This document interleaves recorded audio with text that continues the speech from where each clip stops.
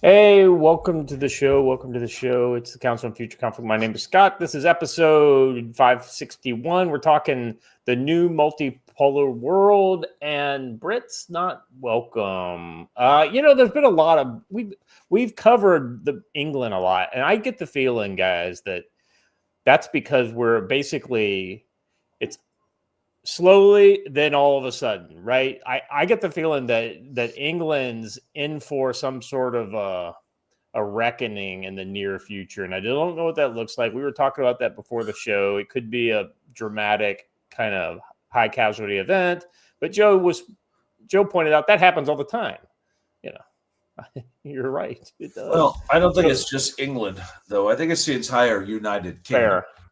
England. Well, yeah, that's Wales, all of it. Yeah, Scotland as well. What was it? Just 2 weeks ago, we had Merida, the axe wielding Scottish lass protecting Maya. herself.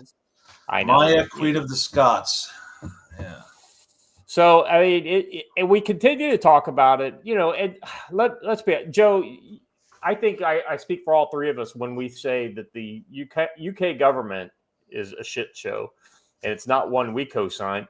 And the UK people they're clearly lost the plot, but there are enough good Englishmen still out there.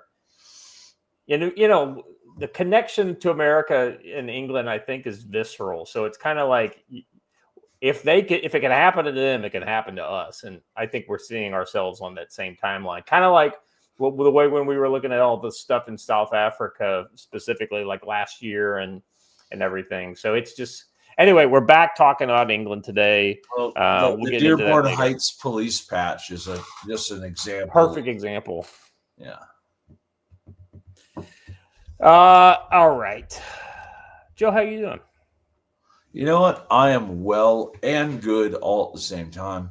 For those wondering how I have assimilated into Montana culture, I now own that jacket right there, which is like peak Montana culture right there. The wool jacket. Yeah, dude came by yesterday and goes, since you've been here now for a while, I feel like you need one of these to be like everyone else. And it was the most touching thing that's been done since I've been here. So it's pretty cool. That's awesome. And by the way, look up how much one of those Filson 100% wool coats costs. They are not cheap. Yeah, I can imagine. That is Montana camo. That is correct. Be prepared. It's Mont Pat. So, no new bear sign. We don't have to worry about seeing your. Oh no, your bear seat. Me and Yogi were out working on the new range, which I'm happy to report will no longer be just a pistol range. We're going to have sort of a 3D rifle range right next to it.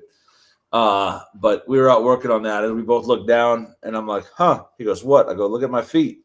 And there was some brand new bear sign at my feet. So, there are, and like I said, Charlie the bear has turned out to be Charlene because there are two baby cubs with her running around. So, yeah, there are lots of bears around and, it's a time of year though, when you also have to start being more careful again. Because for the next 2 months, bears are looking to pack on as many calories as they can. And once all the berries are gone here in the middle of September, they're going to be looking for literally everything else. So, well, and depending on how hungry the bear is, you could be some of those calories. Exactly. There's a guy I heard about yesterday in that next little town to the south, where that little gas station is. That a grizzly reached in his window in the middle of the night the other night in his bedroom window. So luckily he had 5 dogs that ran it off.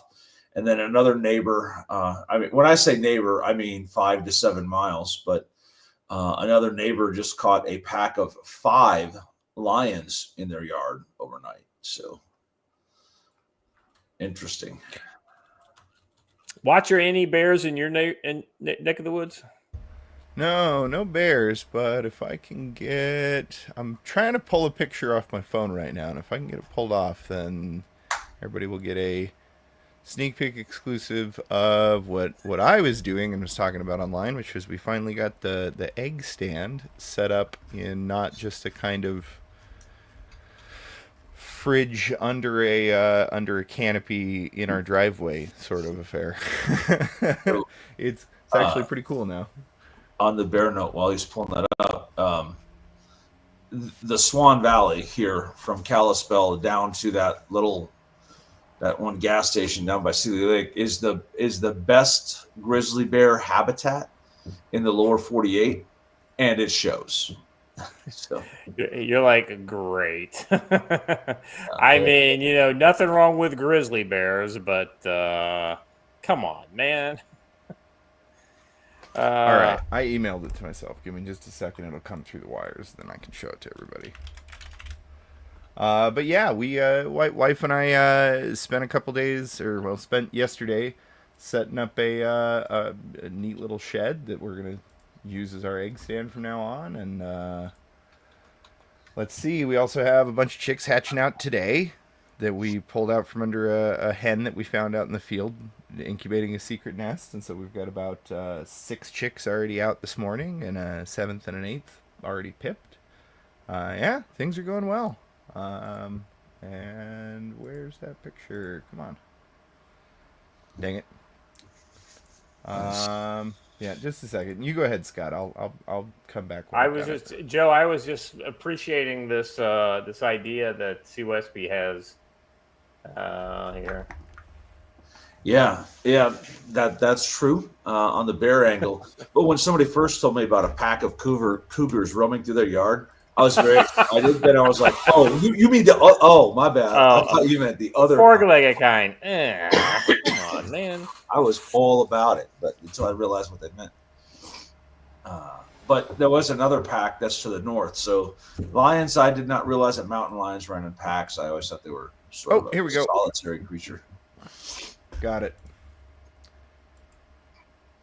Yeah. What is this now? It's our egg stand. It's a farm stand. Yeah. Very nice. Yeah. I don't see the chicken sign up yet. No, that shipped today. It'll be here Monday. Nice. I am eagerly awaiting the shipment from Brush Beater's store that is on its way to me. I'm very excited about that. So. Yeah, Someday, I would be eager. Someday. I would be eager for any shipment that came from that store. Let me tell you. All right. Hey, by the way, watcher, just so you know, the little business, taking care of business live on the air. I got a package heading your way with, it's more of a thick envelope full of signed labels. Yeah. So you'll be getting those soon, so things can start going out the door. Excellent.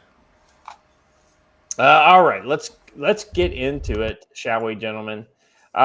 First up today, like if you're Hamas, you should just surrender. I'm just saying. I mean, when this is the current state of Gaza, and Israel tells Hamas, lay down your arms, free all the hostage, or Gaza City gets leveled. I mean, okay, so maybe this isn't exactly Gaza City, the parts they're talking about, but I mean, it's not like they haven't proven their point. Joe, if somebody said, like, if you have 3 houses and they level 2 of your houses, then they say, hey, we're going to level your last house. I mean, clearly they're going to do it. I mean, I'm just going to back it up even further and say, imagine anyone saying that Israel should negotiate with someone who still holds 20 hostages. Yeah. After all this, yeah, 100%. No. And these are hostages that it's not like these hostages were, do-gooders trying to change the way Hamas was doing things down in, these were people who were just enjoying themselves and were taken hostage, much like old Hong Kong. Hey, brother, how you doing? Long time no see. How are you guys? We're doing really good. I came and played with Joe one day while you were AWOL in Seoul. That's right. I really appreciate you. Joe was struggling that day. He was trying to get the channel going, but he didn't have access to it, so he's like, "Screw it, screw it. We're doing it live on my channel." It worked. It worked. It worked right on the money. Jim, today we're talking. Just to kind of lay out the main topics. We're talking about the new multipolar world. So we'll have a lot of Asia talk in that, and then we're also talking about Britain losing its mind with the trans activists and the Muslims. So and how those guys are able to do things that regular British can't do. So we'll be talking that. But right now we're talking about Gaza and the Israelis basically saying, free the hostages or the rest of Gaza turns into this pile of rubble. Yeah, it's actually very sad for the common people there. The problem is 78% of the common people support Hamas. So, I don't think Israel has a choice but to clear Hamas out once and for all and try to rescue what's left of hostages. Yeah. But it's just horribly sad. But the rules were set by Hamas, not by Israel. So, well, let me just be clear. If I were a hostage, I would say keep bombing the Hamas people until, and if you get me, then that's just part of it. Because you can't negotiate with these savages. Yeah, it clearly has shown you can't negotiate with Hamas. So I wish them all luck, and I'm really glad my kids aren't fighting there. All right, let me get into the story here a little bit. This came after Hamas declared its willingness to release all the hostages based on ceasefire proposal that the group said it accepted 2 weeks ago.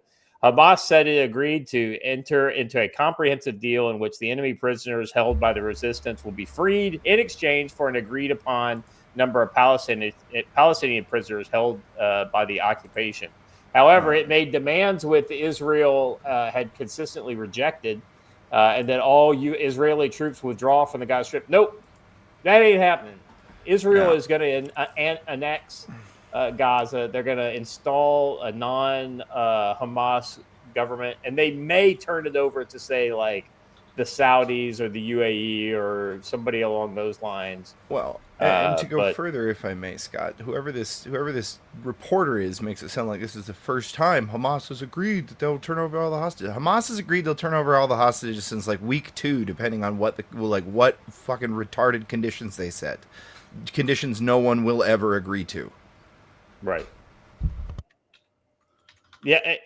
Right. This is not somebody else's, ceasefire. It's like their ceasefire proposal. It's like we made a proposal and we agreed to it 2 weeks ago. Well, yeah, it was a fucking non-starter. Let's see. All right, so Netanyahu's office responded, this is more spin by Hamas. This means the Gaza City offensive will more likely proceed and continue given Hamas is not going to lay down its arms, which they see as certain defeat, death, or imprisonment. Here's the thing. Even if the only deal I would give Hamas is free the hostages, drop your arms, and turn yourselves in. You will all be detained. But, there we go. You'll all be detained, and many of you will be tried, but none of you guys are going to be in power. I mean, I think that's it's. I don't know that there's any way. And Joe, we're going to be called. This isn't Mossad Monday, evidently, but who knew? Who knew that you could maybe disagree with Israel from time to time, but still understand that they have a right to defend themselves. No. You are required to shout "Dem Jews," or you get comments from people like Lorraine and Jonathan, whom we've never heard of before on our show once. Nice to see you for the first time ever. Hi. Glad you somehow zeroed in on the exact topic you appear to fight all over the internet. Let's see. I always like these types of people. Yeah. And the funny thing is like their comments are clearly like copy and pasted out of some sort of a Word doc or something like that. It even has proper punctuation and stuff. Congrats. Right. Anyway, I want to. an actual chat worth acknowledging. Kaiser John over on Rumble for $20. That ain't cheap. Taking bets on which topic gives Joe the first opportunity to mention Djibouti. Listen, I Joe, will insert the Djibouti comment when I'm ready to. All right. Yeah, I just don't. That's a placid excuse, Joe. It can't be forced. It just has to, it has to happen. Let it happen naturally. It has to be a natural segue into the comment. You can't just like throw it into a discussion about, Kaiser Wilhelm II. For example, I think those folks' comments were found from digging around in Djibouti. I knew it was coming. All right.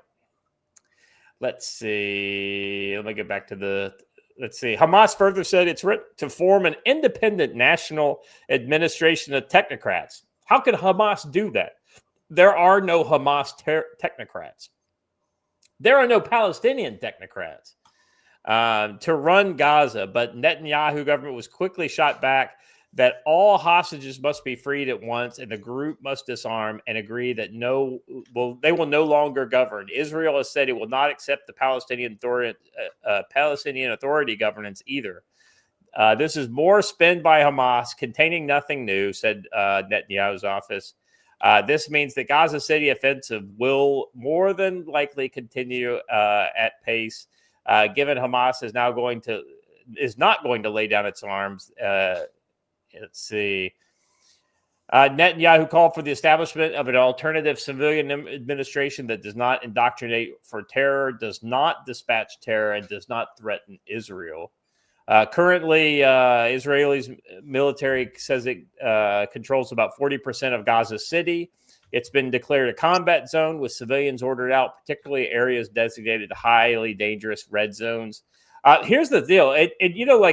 The world, like the Greta Thunbergs of the world and everything like this are saying, oh, it's a genocide against the Palestinians. Listen, the only Palestinians that are in the hot zones are either hostages themselves, essentially, human shields, or they're direct supporters of the fighters. That's it.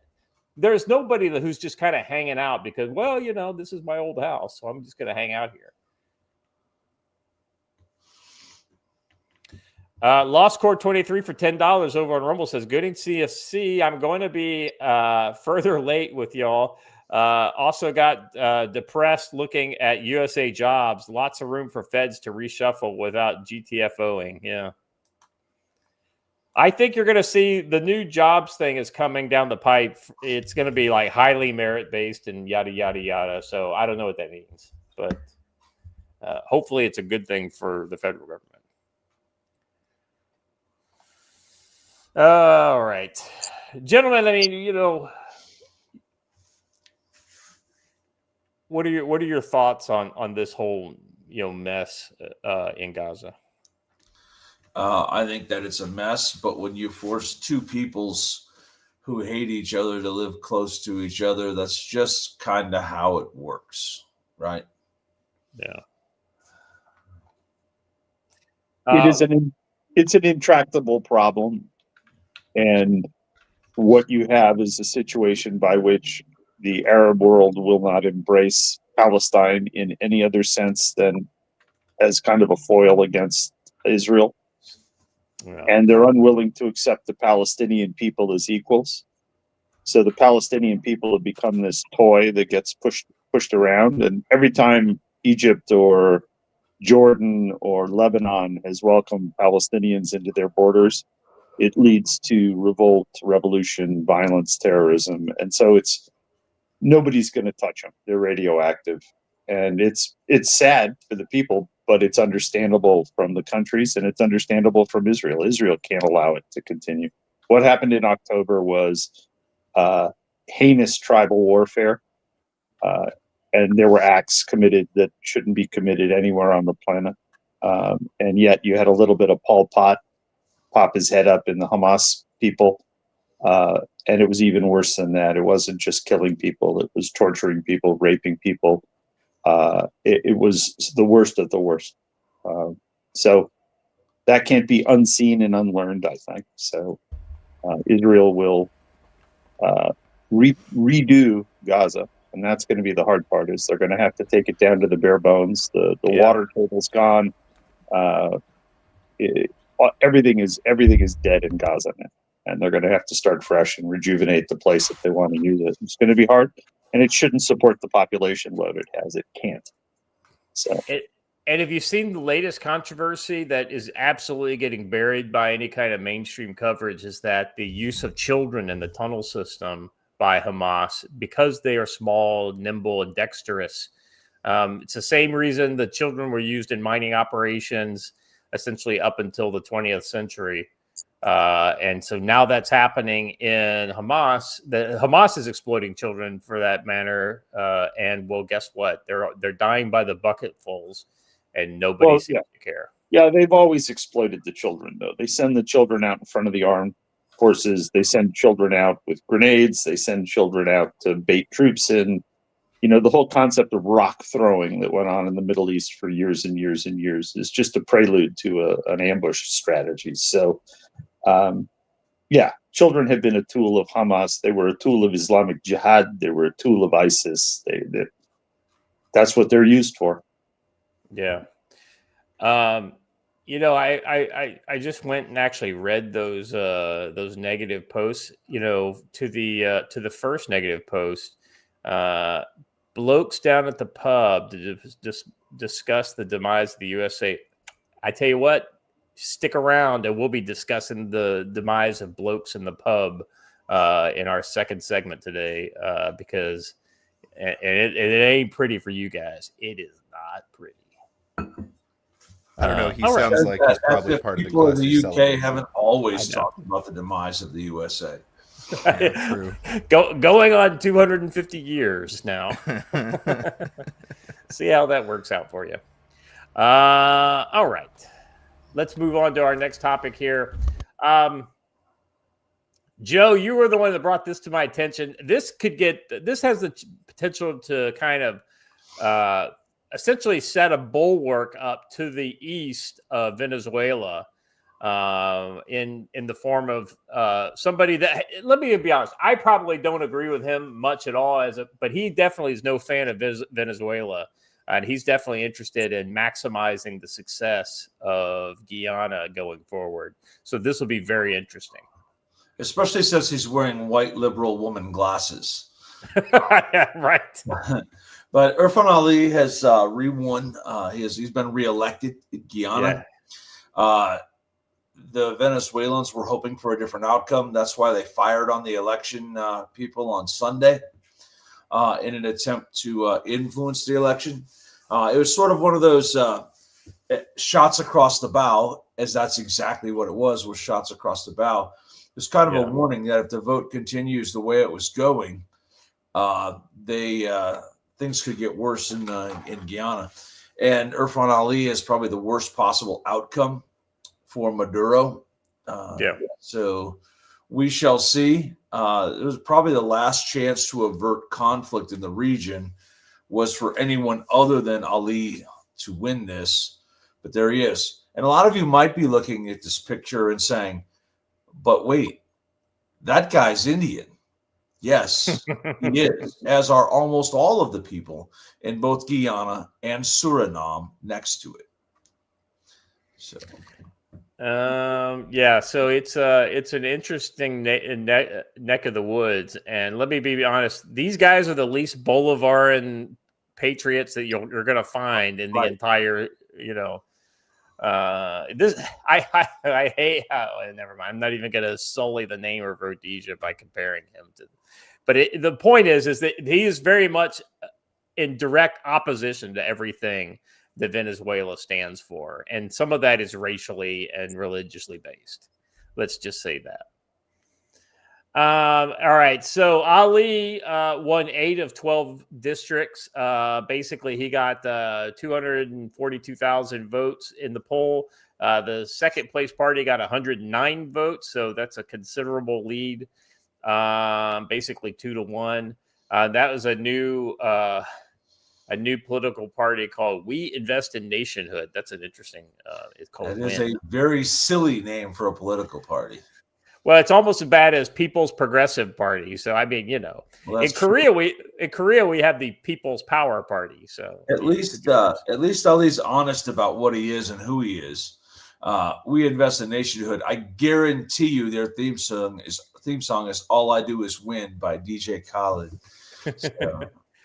Ali, who is 45, campaigned on a pledge to use the country's vast oil reserves discovered in 2019 to improve infrastructure and reduce poverty while navigating territorial tensions. The interesting thing is, Joe, is like even with way less oil reserves than what Venezuela has, wouldn't it be really funny if Guyana is able to A, avoid a war, and B, actually turn their country into like what a successful petro republic can be if done correctly. I just wonder who you call for tech support when you're in Guyana. Well, they could actually support their own tech. Oh, okay. All right. Let's see. Despite lower turnout than the last election, the PPP appeared to have increased its vote share. Much of the election is centered on how parties would the reserves from massive oil reserves by the oil giant ExxonMobil in 2019. By the way, you want to know the biggest reason why Trump is involved in Venezuela? It's because ExxonMobil literally is right off the Venezuela's doorstep. And Venezuela has basically said they aim to take that oil field from ExxonMobil. So Guyana's got a pretty small population, 800,000. It's got but now it has one of the highest proven oil reserves in the world. Let's see what else. Observers from the OAS, the Organization of American States, was deployed to Guyana for the election. Have not reported any instances of electoral fraud. Boy, I need to learn to talk. Which is crazy because they should have said, yeah, those boats got shot at by people from outside the country. But the election came a day after Guyanese police said that the boat carrying election officials and ballot boxes was shot at from the Venezuelan shore in contested Escondido region. Venezuela denied being behind the incident, which came as the two countries are locked in a dispute over competing claims to the oil reserve. And let's debunk that whole phrase. Competing claims. There was never a Venezuelan claim before until oil was discovered underneath it. Then they were like, the Chinese. Oh, I found this old map that I drew yesterday, but it's totally from 1,000 years ago that shows this belongs to me. So. Well, the irony, Joe, is if I remember correctly, there was some kind of conflict back in the 90s or something like this. And Venezuela was, in fact, listen, we don't want any part of that part of it's like, we're good. We don't need it, Yeah, there was a separatist movement on the frontiers there. And the Venezuelans kind of stood back from it and said, boy, there's nothing worth owning down there. Exactly. Right. Yeah, and it was the right thing to do because the treaties that had been done by Venezuela, Brazil, France, Holland, and the UK, as I recall, they kind of kicked all those lines out because those are Guyana and Suriname are French holdings, and most people don't know that the French had a fairly large foothold there. Still do. Yeah. That's where Ariane launches from. So. They've got a strategic imperative down there now. Well, and it's important. That's right. I forgot about that. Power that has assets in the region increased their presence of Marines in the region last week. Right. Yeah, that's right. The Dutch, the French, the Brits, and us all surged Marines and naval assets into the region. So there's probably a lot more going on that we don't know about. Is there about 6,000 total Marines of various different stripes and nationalities down there now, right? Yeah, and the Dutch have a base that is essentially right off of the Guyanese-Venezuelan border. So. Oh, who else does? There was another country who had one that's like right there too. France. Oh wait, okay. Same it's island, France. opposite sides. Yeah, the Ah. French, the Brits, and the Dutch. Weird. My only comment to this is I'm sure it has nothing whatsoever to do with Maduro having been sending Well, missiles and drones to Venezuela for the last 3 years. if I was Maduro, I would queue up on YouTube the song "Battle of the Falklands" and just watch that short video and and take a lesson from what happened to Informative. the Argentines. Yeah, if you think being on the other side of the world is going to protect you from an angry colonial power, think again. Yeah, the biggest risk in our interdiction and our actions in Venezuela is that the Chinese take it as a cue, and they can say, "Well, the United States feels free to do it. We feel free to do it in our area of interest." So, the one thing that's got me a little jacked. Let me ask you this: Do you think some sort of internal struggle pops up in Venezuela, and then we jump in to help, or is this, do you think there's going to be inciting incidents? Kind of like So, is the Maddox and the Turner Joy going to make a run through the bay there? right, exactly right. Yeah. I don't know, because that's pretty transparent. There's so many groups that want to go back into Venezuela. I mean, the big families that own Polar and ConTV and all those things, they're all in Miami. I don't know how possible it is to push the diaspora back in, but I know there are a lot of groups who'd like to go back and get control of Venezuela because they have assets there. It's also a country worth saving. My opinion, I like the people, I like the country. Yeah. So I think somebody will step up. The problem is anybody who's stepped up before disappears or has to go offshore. These guys, what happens in these places is the leadership. Let's say when I looked at it last about 10 years ago, there were 3,000 people who made $1 million plus out of the government. So, brigadier generals, officials, everybody who made narco money. Those people have nowhere to go, right? And so when countries like this begin to go to town, there's nowhere for anybody to escape to. So people fight to the end, and you end up with Gaza-like or Grozny-like outcomes where leadership can't get out, and nobody will take them, right? Yeah. So the only people who'd take Maduro would be Nicaragua, and he doesn't want to live in Nicaragua, but he could probably protect his money there. He doesn't want to go to China. He can't go to Iran. He can't go to Russia. So it's those 3,000 intractable members of the party that is the Bolivarian party, right, that aren't going anywhere. So they're going to fight. They make their money selling narcotics to the United States and black marketing oil through the Chinese. Yeah. That's their gig. So as you get these criminal states, there's really no way to reintegrate any of the leadership. So leadership's, they're out negotiating now, but I can't imagine there's a way out. Well, I mean, was it Guaido is still out there, right? He's in the States now, right, Joe?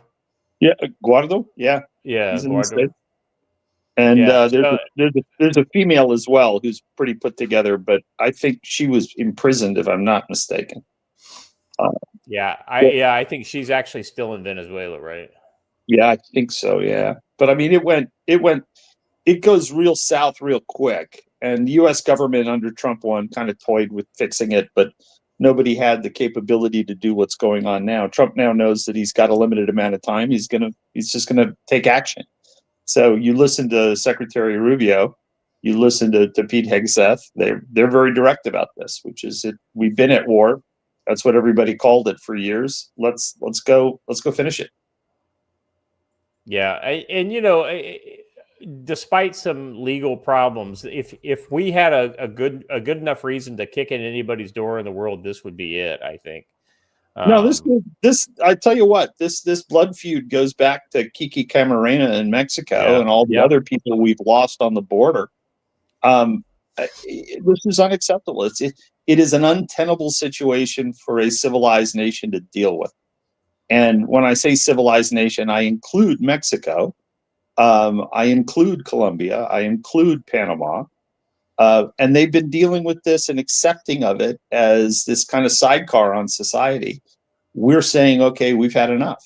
We've lost 100 and some thousand people.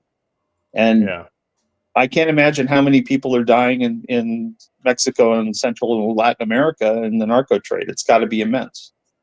So they're not just involved in narcotics. They're involved in illegal gold mining. They're involved in illegal fishing. They're involved in human everything. trafficking. I mean, you've got the Chinese Communist Party down there doing all the money laundering for all of the illegal and gray zone activities. It really isn't in the best interest of any of the countries to allow that to happen. It may be in the interest of some of the corrupt leaders, but it isn't in the best interest of the countries. And I guess if you wanted to make an argument in favor of this one desperate, violent act by the U.S. against Venezuela, ultimately you would be able to then use Venezuela as an example to kind of then browbeat everybody else to push China to the wayside in the Western Hemisphere. It would see, but you really got to be careful. You got to be careful that you don't do the George Bush in the Middle East of we're going to bring democracy to the people, right? So Venezuela will say they already are a democracy, right? They're a totalitarian democracy like China. They have a vote, they have a representative body, and it's the party. It was the same with the Baathists, right? But in their minds, that's the way you do business.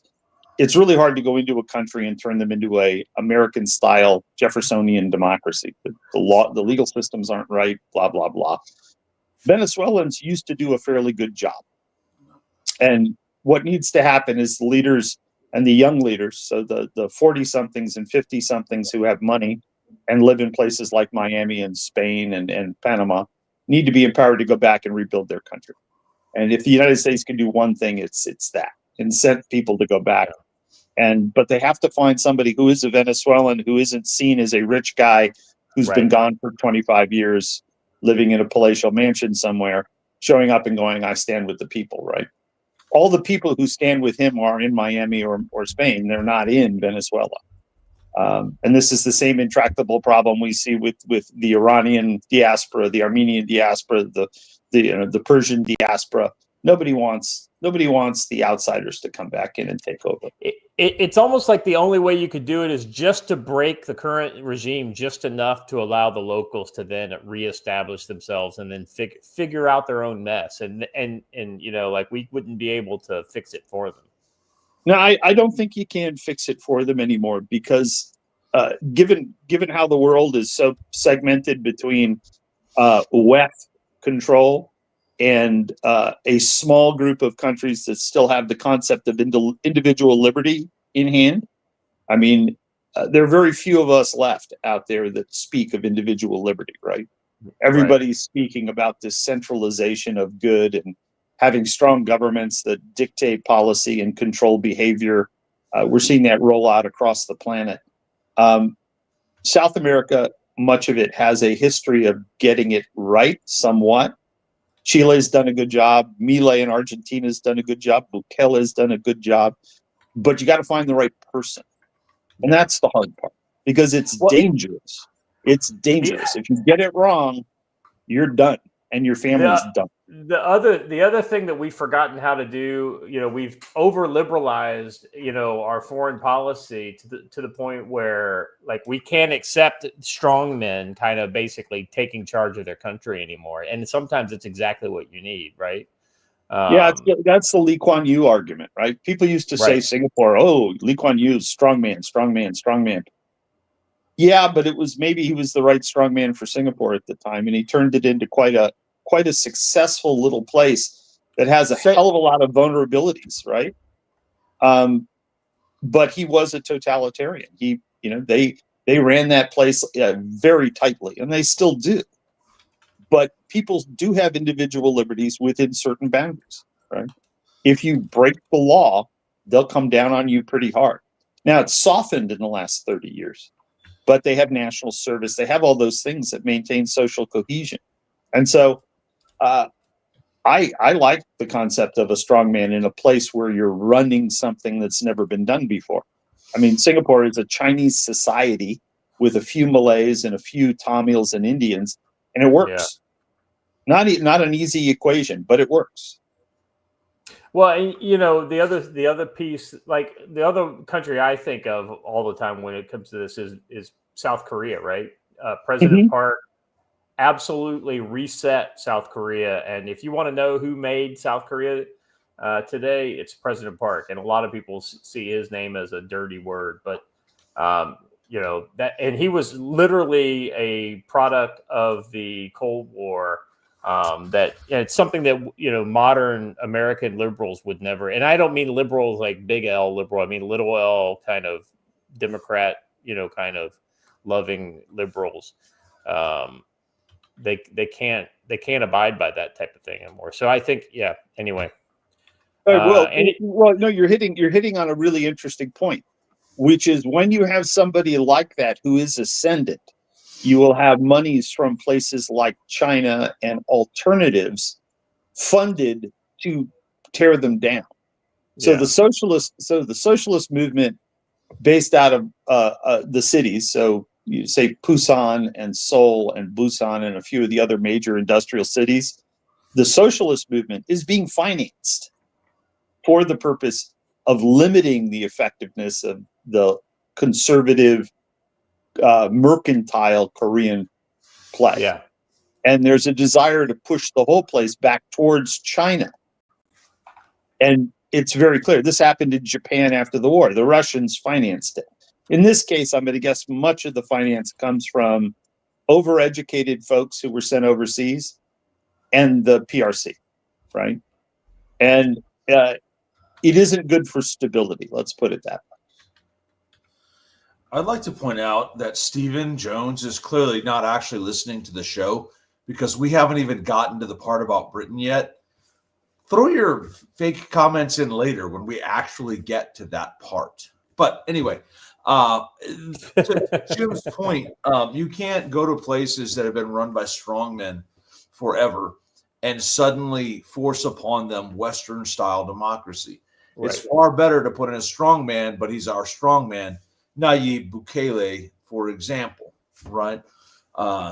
You have to be thinking about what the people there are used to, and you can't make the jump immediately, right? That's a great point, Joe. I mean, like, you got to remember, like with El Salvador, what it was like, 10 years ago, 5 years ago. It was essentially a narco state with MS-13, M18, basically calling the shots. The government was completely powerless to protect the people. Talk about a 180. You know, yeah, we could criticize him all day long about some of the things that he's doing.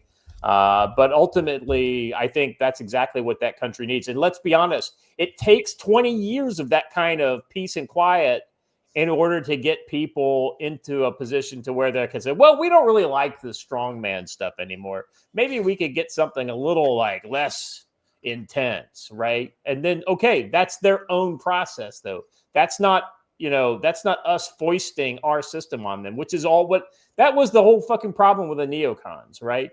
They wanted to basically turn the Middle East and all the other countries into little baby Americas. Jeffersonian democracy will free you all.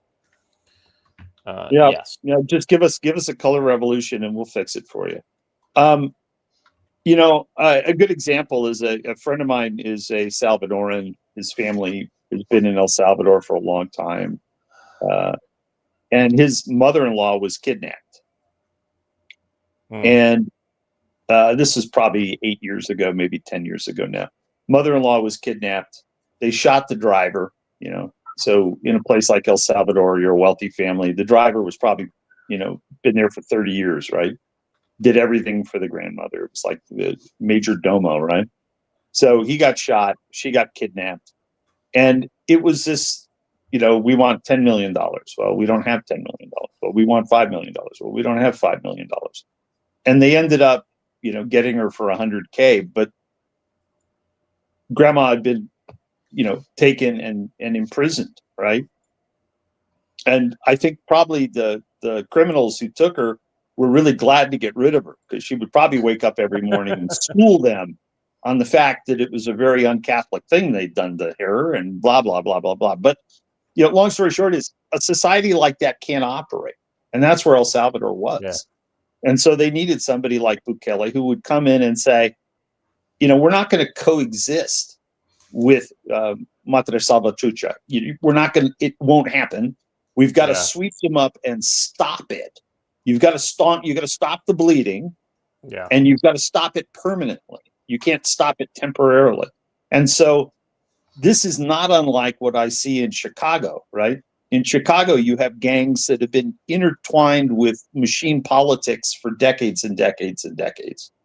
They're going to have to stop the gangs, and then they can begin to make the cities safe. And that's the part that the Democrat Party won't allow, because much like the people in Venezuela and Iran, they have nowhere to go.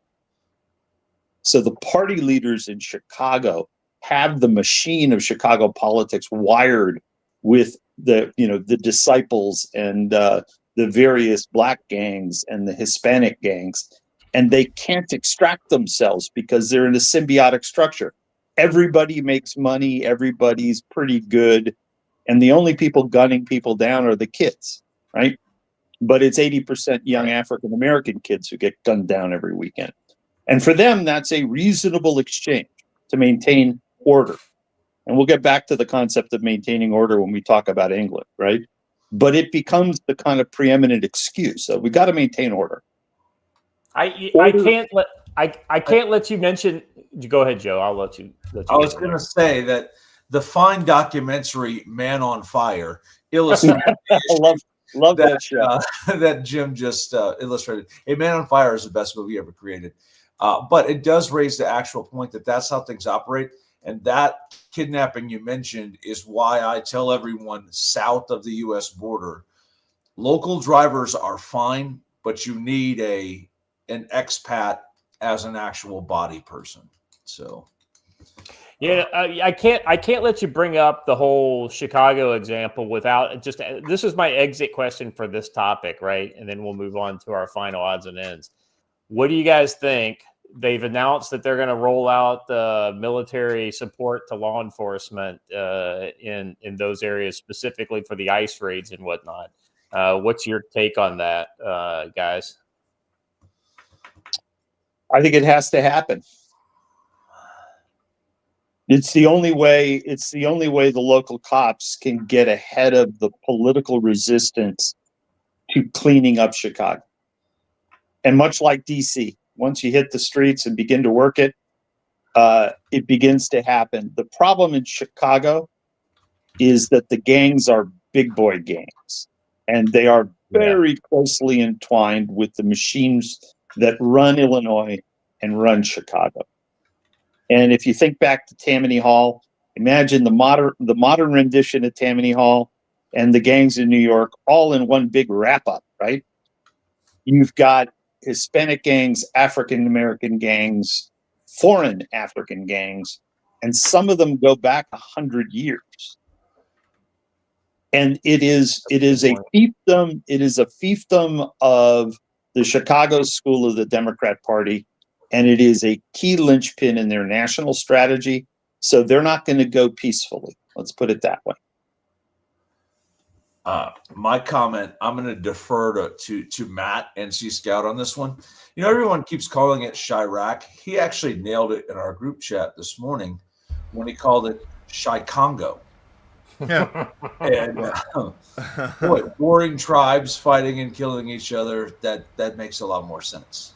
Yeah. Yeah, and he's right. I mean, just go to if anybody wants to understand what we're talking about visually, go to the Wikipedia page for gangs of Chicago and look at the list of gangs in Chicago and look at things like the Juggalos, look at the gangster disciples, look at the various gangs that have been there for 100 years and all the offshoots, and then the overlay of national gangs. It is a hot mess up there. Well, and there are a lot of reasons for that. I will say I don't think anybody expected them to go quietly in that if they had done, or go peacefully, in that if they had done literally anything peacefully for the last 30 years, this wouldn't be an issue. Thanks, Roger. So true. Hey, I guess my point on the whole thing is I think that they can support law enforcement. They just can't do law enforcement. I can't imagine any scenario where you'd have to give a posse comitatus ruling that would allow even like military police to actually have arrest powers. That's a really bad idea. That being said, there are legitimate support roles for National Guard and. I think a lot of MPs are cross-sworn. So MPs from the state of Illinois, active supporting the state of Illinois services, can be cross-sworn, so they can become federal marshals. So many of them are local policemen, right? I mean, it's one of the problems when you take the National Guard, you activate an MP unit. Gee, guess what? Where do they come from? They deplete the local cities because that's where they come from, right? The problem is, though, in order for that authority to be effective, they have to be under state orders and not federal. And is that actually a thing, Joe? Title 32 and Title 10. Title 32 versus Title 10, and I think what they're talking about is Title 10, right, Joe? Yeah, they've declared an emergency, haven't they? They have to declare an insurrection, not an emergency. Well, they may get there. They may get there when they start up. I have an uneducated question. It's not shy booty. Well done. I have an uneducated question. If they were to be used in the following manner, would that not still be legal? If the actual law enforcement officers are the one conducting arrests, and say you have a team of National Guardsmen armed up to the nines in full battle rattle behind them that are literally doing stuff like, hey, you cleared this room and now we're going to hold this doorway. Yeah, so that's getting. Let me speak, and then I'll defer to you, Joe, because you're the expert on the law enforcement piece here. Here's the thing, right? I think what you do is you look up the words.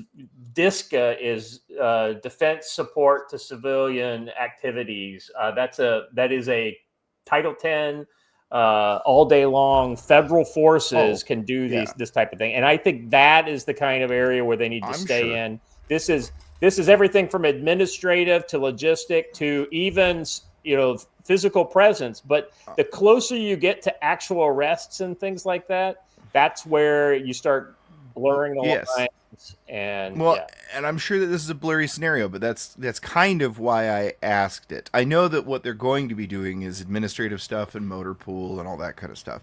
My question though is like, that is a gray area then, right? It is, but around it is something called the EMAC, and that's the Emergency Mutual Aid Compact. What this is a federal law that essentially federalizes all U.S. law enforcement, and you need to be aware of it. It's just as draconian as the Defense Production Act. What EMAC says, and it was originally created in the aftermath of Hurricane Katrina, and it was used extensively in Hurricane Katrina, is that if a state requests assistance, the other governors can send their law enforcement officers, and the receiving governor then deputizes these people as state officers in their state. It's supposed to be of a temporary nature, but we've seen it gone from emergencies to things like the RNC and DNC. You had police from all over the country operating under state authority in the states they went to, and it's all coordinated by the Department of Homeland Security. So while Barack Obama tried to give you the Department of Homeland Security as a national police force, you ended up getting it through an end around with the Emergency Mutual Aid Compact. And that's where this federal surge operation comes into play. Not only do federal agents surge there and operate under their own federal authority, they then request assistance under the emergency declaration, what Jim alluded to, not the Insurrection Act, but through the emergency declaration. They request assistance through EMAC, and that's how you get states sending, say, 15 wildlife officers or 25 state troopers into another state, and they can legally operate. It is an end around posse comitatus. It is a way to say, no, we're using civilian law enforcement, but it's not civilian law enforcement, even from that state. A basic principle of counterinsurgency is bringing in officers, whether they be law enforcement or military, from a different part of your country to suppress an insurrection because they have no ties to the region and therefore no sympathy for the bad guys. And we run that risk here. So look up the EMAC and see it for what it really is: federalization of your police. Yeah, this is why they've got to stay away from the actual law enforcement operations. You know, if they stay away, like they've been doing in DC, hey, show up like a presence patrol within, you know, very kind of shaking hands and being, you know, taking pictures with tourists. And if they do that, then I think it'll be fine. But as soon as I think Joe's exactly right. As soon as they get the ability to push them close to the action, that's when you start really kind of opening the Pandora's box. Hey, let me get this super chat here real quick. Lance Corporal Veteran for $10. The biggest advantage the military has over the police is it's, I believe, the last federal entity that still has credibility amongst the common people, regardless of local leaders' resistance as rhetoric. Yeah, I think as a symbol, the military is most helpful. And that's why you got to keep them away from it. As soon as the military starts arresting people or even being seen as helping, say, ICE or somebody like that, in more kind of negative, potential negative kind of situations, then you lose that credibility very quickly. Any other points on that, guys? Point out that in that example, I would barely refer to the nasty girls as military. Have you seen some of the videos, bro? So, I mean, I know you were a former nasty girl yourself. No, I'm a reformed one. I left that life to join the real world of active duty infantry. So, hey, listen, if you think me as a Marine is hard on the nasty girls, ask any active duty Army officer their opinion of the National Guard. Oddly enough, I've worked a lot more with the reservists since I've been in the active duty because they're kind of federal too, and I've got a lot of respect for the reserves. But the National Guard, it's hit and miss. It's hit and miss. Let's just say that. Yeah, we have some interesting names for them. All right, final one on odds and ends, guys, and this is a doozy. Well, let's just let. I thought we had two. No, we have one more. I got rid of the one of the ones I had in there.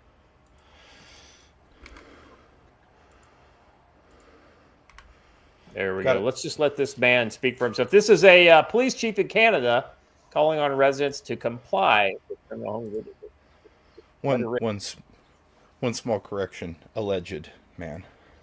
He looked like a striking resemblance to the Vindman boys. Yeah.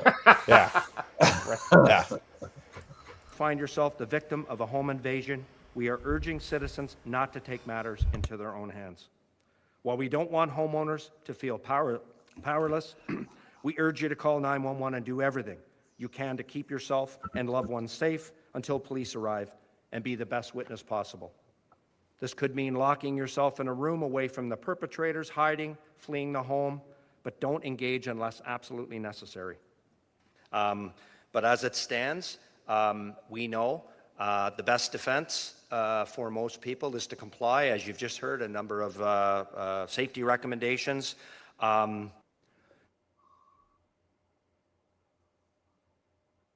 Is that the end of it? Yeah, that's the end. And now it's time to conquer Canada. There are no men remaining. It's completely ludicrous and ridiculous. That might have been true post 1980s. The FBI used to recommend that, but there's significant data to suggest now that absolute submission is more likely to cause injury than active resistance. At the end of the day, what is a bad guy's goal? His goal is to get away with your stuff. And if there's a potential for injury or death, he's going to go pick a different victim. And now, if you submit, they're more likely to just kill you. It is that simple. Well, yeah, I mean, let's be honest about what the specific tactic evolution was that caused this. Because criminals realize that if you're submitting, that means they can drive you to an ATM and get you to withdraw money out of your bank account, which is not currently in your house, which increases their hit size. And then what happens after that? They kill you. Yep. Exactly right. Jim, what do you think? You live not too far from Canada nowadays. Yeah, the maximum retreat concept doesn't work, my opinion, for the reasons you guys said. And a lot of U.S. states played with it, places like Massachusetts and New York and so on and so forth. Michigan, Joe. I'm sure it's a problem in Ohio too, even though it doesn't exist. Ohio doesn't exist. Yeah. So the difficulty with it is when I hear a senior policeman saying that to people, what I hear is be afraid of protecting yourself and your family. And I think that is not a viable message to a population. I think a lot of what they're dealing with up in Canada is foreign gangs on migrant families. I'm just guessing. And some of those foreign gangs are pretty ugly, right? There was a mass shooting up there 6 months ago in a restaurant, and it was clearly gang on somebody. I'm going to have to go back and look at it. But the kicking of doors happens a lot in the Chinese community, happens in other ethnic communities. And if you're telling them not to defend themselves, it puts them at a serious disadvantage because of what Watcher and Joe have been saying. These people are more prone to kill you because they don't want you as a witness. They're also coming there because there's probably extortion involved. And, extortion is a long game, not a short game. And so allowing these things to continue creates an industry of extortion. And you end up with extortion, kidnapping et al. As part of that. And it would look like Chicago, but with less gunfire. In my book.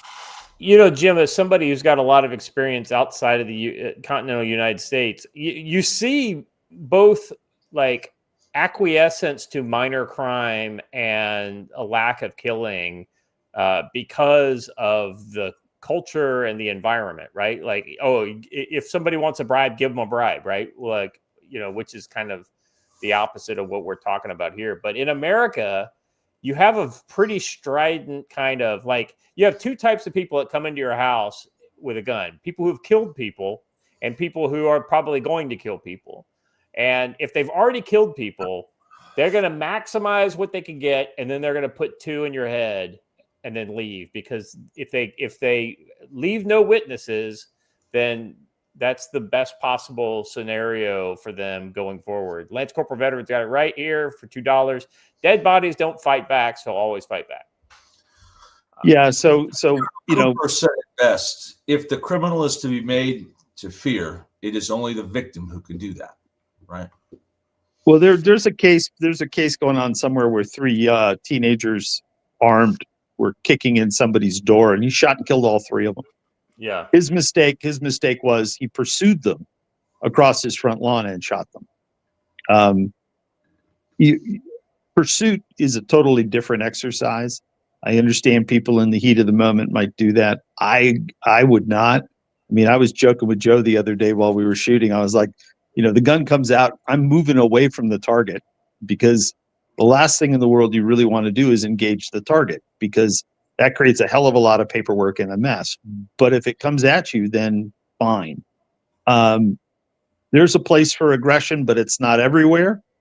And in this case, if they're coming through your front door and they're armed, by all means. But don't go out, chase them down the road. That's where states gets fuzzy. And if you're in a state that happens to not value self-defense or allow people to use deadly force against fleeing felons, be aware of your local law. I wouldn't do it. Jim has forgotten the rule. that what we say on the range stays on the range, Jim. And Rick, we've never told anyone that you lost a rifle on the range. With me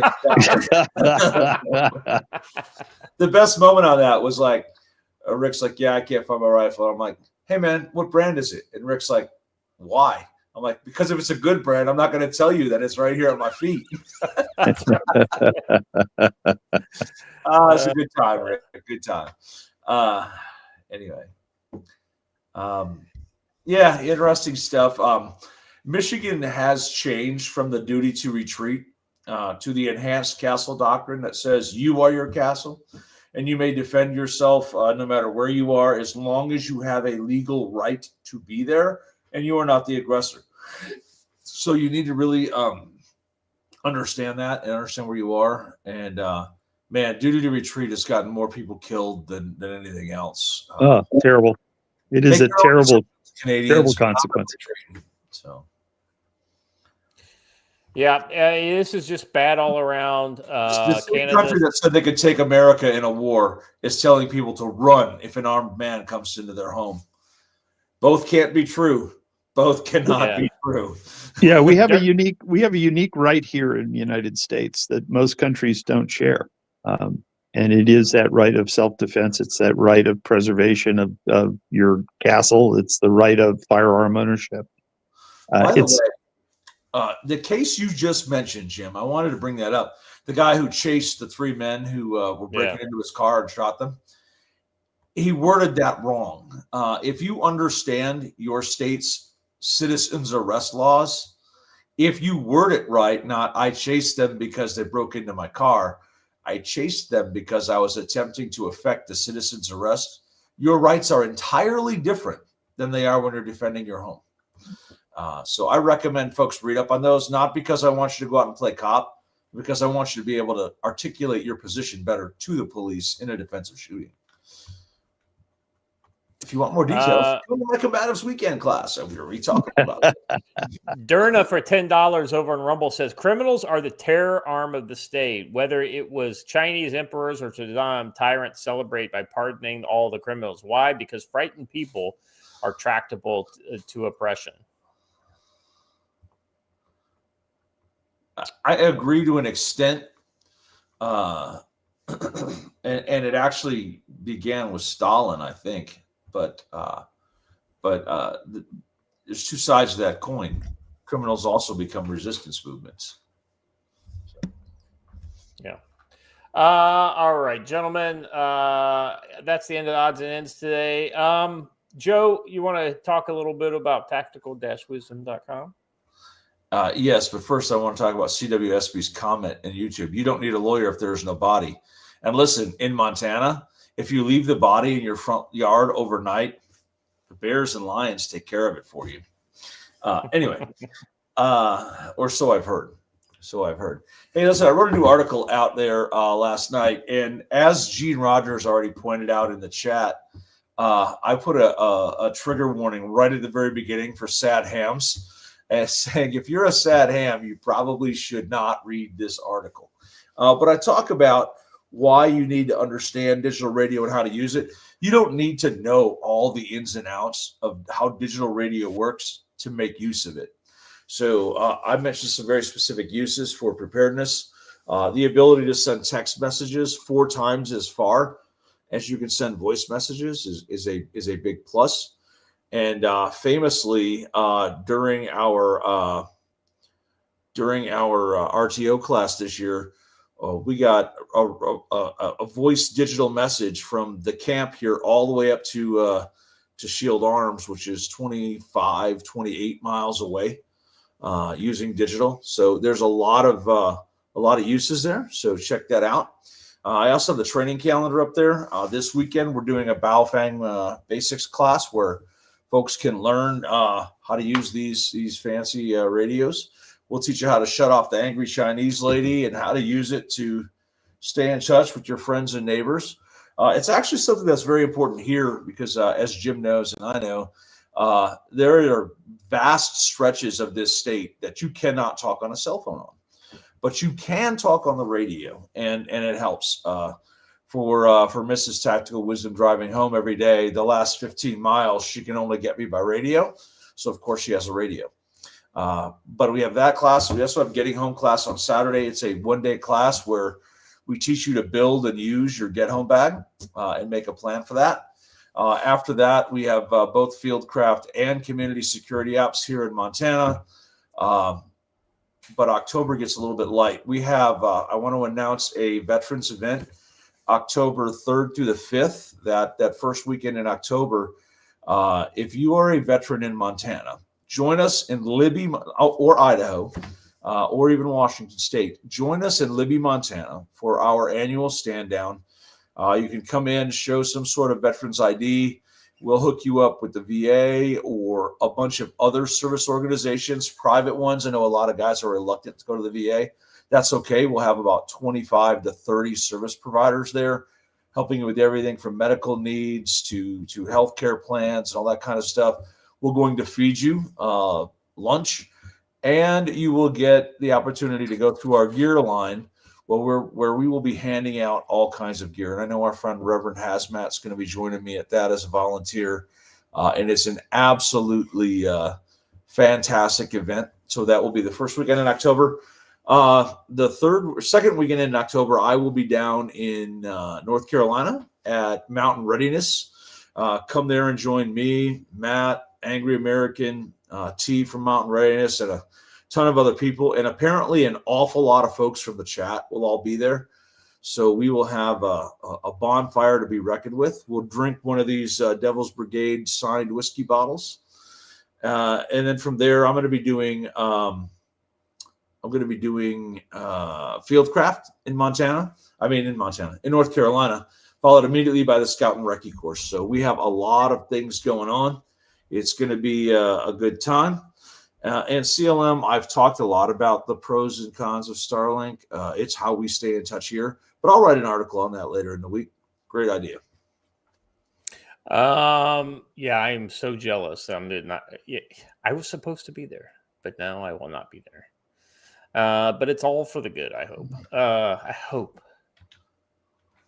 Hey, Jim, remember that conversation we had like 6 months ago? So what? I mean, Yeah. just my future, right? Like I was asking questions and whatnot. All of that is out the window, by the way, right now. It's not like forever out the window. It's just, it'll be another 6 months max, or minimum. All right. Let me just move on. Okay, brush beater ad. All right. So tonight we're just, well, I guess this morning for you guys. We are dissecting the new multipolar world rising from Beijing with Russia and India, and the UK losing its mind by backing trans terrorists and Muslims. As power shifts and nations falter, you need skills to navigate the storm. Enter our sponsor, Brush Beater Store, led by NC Scout, or AKA Matt, with training to keep you ahead. When geopolitics reshapes the map or allies go rogue, Brush Beater's RTO course gives you secure comms to stay linked across continents or chaotic streets, outsmarting shifting alliances. Step up with the advanced RTO course, mastering digital signal, intel, and electronic warfare to track the rise of new powers and unravel domestic madness. And for the frontline tactical combat casualty care course, by the way, he's been posting a lot of videos and information about that recently. It looks like a great fucking course. He will teach you to treat wounds fast, ready for any clash, but it's Beijing's boardroom, be it Beijing's boardroom or Britain's backlash. You see the little rhyme I did there, Joe? Clash, backlash. Anyway, sorry. I'll stop it.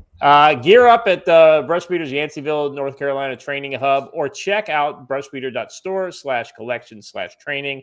Use code CFC10 for 5% off courses, radio gear, orders over $100 shipped for free. Big thanks to Matt at Brush Beater Store for powering the Council on Future Conflict. Visit brushbeater.store, enter CFC10, and train to rule the new world order. Back to the show. All right, James. So two things. One, now that Doc Teddy Bear, I don't know if he's in the chat today. He usually is. lives down there. There'll be a lot more TC3 classes, and Doc Teddy Bear and Mech Medic are two of the most knowledgeable guys I know on it. Be Prepared being the third. There'll be a lot more of those classes, and it's pretty cool. And Dabber Dan, to answer your question, watch. It's literally right here within reach, and it's fantastic. It detects drones at pretty good distance. It is a fantastic handheld drone detector. I take it whenever I go on a road trip just to see what the drone activity is around. Very good tool. Great to have. Well worth the money. Yeah, very good. All right. Let's get into it. Oh, and listen, when you go to that class, the RTO class you just mentioned, we teach you how to make contact at 500 to 800 miles with nothing more than electric fence wire and a radio. So it is a great class. Yeah, I think that's such an important tool. You know, being able to bounce signals off the ionosphere and achieve long range comms. I think that's really important. He also goes way into depth on HF and some of that stuff because HF is much more locally useful than like the UHF or VHF kind of stuff that you see the military using, oddly enough. That was always the funny thing. It's like the Afghans could talk around the corner of the canyons because their HF signals would bounce, you know, whereas as soon as the canyon line of sight just cut all of our comms. That's why you always had to go. They were using HF versus VHF and UHF. Yeah, right. That's exactly what I meant. Yeah. And so that's why we always had to go high. Now, granted, our stuff was way more. When you could get a signal, it was way better. But I mean, you know, it is harder to get a signal. It's trade-offs, right, Joe? Every tool has its thing you use, right? And HF is better for our uses, I think, than some of that other stuff. All right, moving on. Rise of the multipolar world. The West just watched the world shift in Tianjin. After a recent Shanghai Cooperation Council summit in Tianjin, leaders representing half of humanity signaled the rise of a multipolar world order as China, Russia, India, and Central Asia push new financial and trade systems. The West risks being left on the sidelines.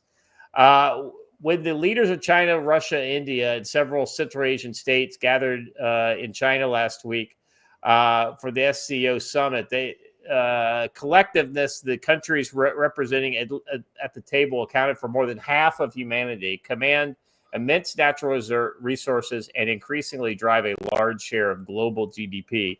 It's not a peripheral coalition, but a core pillar of the international system in the making. The problem is I feel like the BRICS, which is what the SCO is basically like the security wing of the BRICS. The BRICS has really shot itself in the foot in the last, I'd say, year to 2 years. Jim, I want to get you off the bench because it's a security kind of story, but it's also a trade story. What was your kind of takeaways with Putin, Modi, and Xi acting all buddy this weekend? Yeah, the way I look at it is, and we've been talking among ourselves for the last month or so. The Chinese have been playing hardball in South China Sea. They're playing hardball against the Philippines. They've stopped slicing and chunking. They're now like taking big lumps off of the salami. They did a side deal with the Indonesians on the Natuna Islands, and then immediately riots start up in Indonesia. So the Chinese are supporting the rioting in Indonesia as pressure on the president.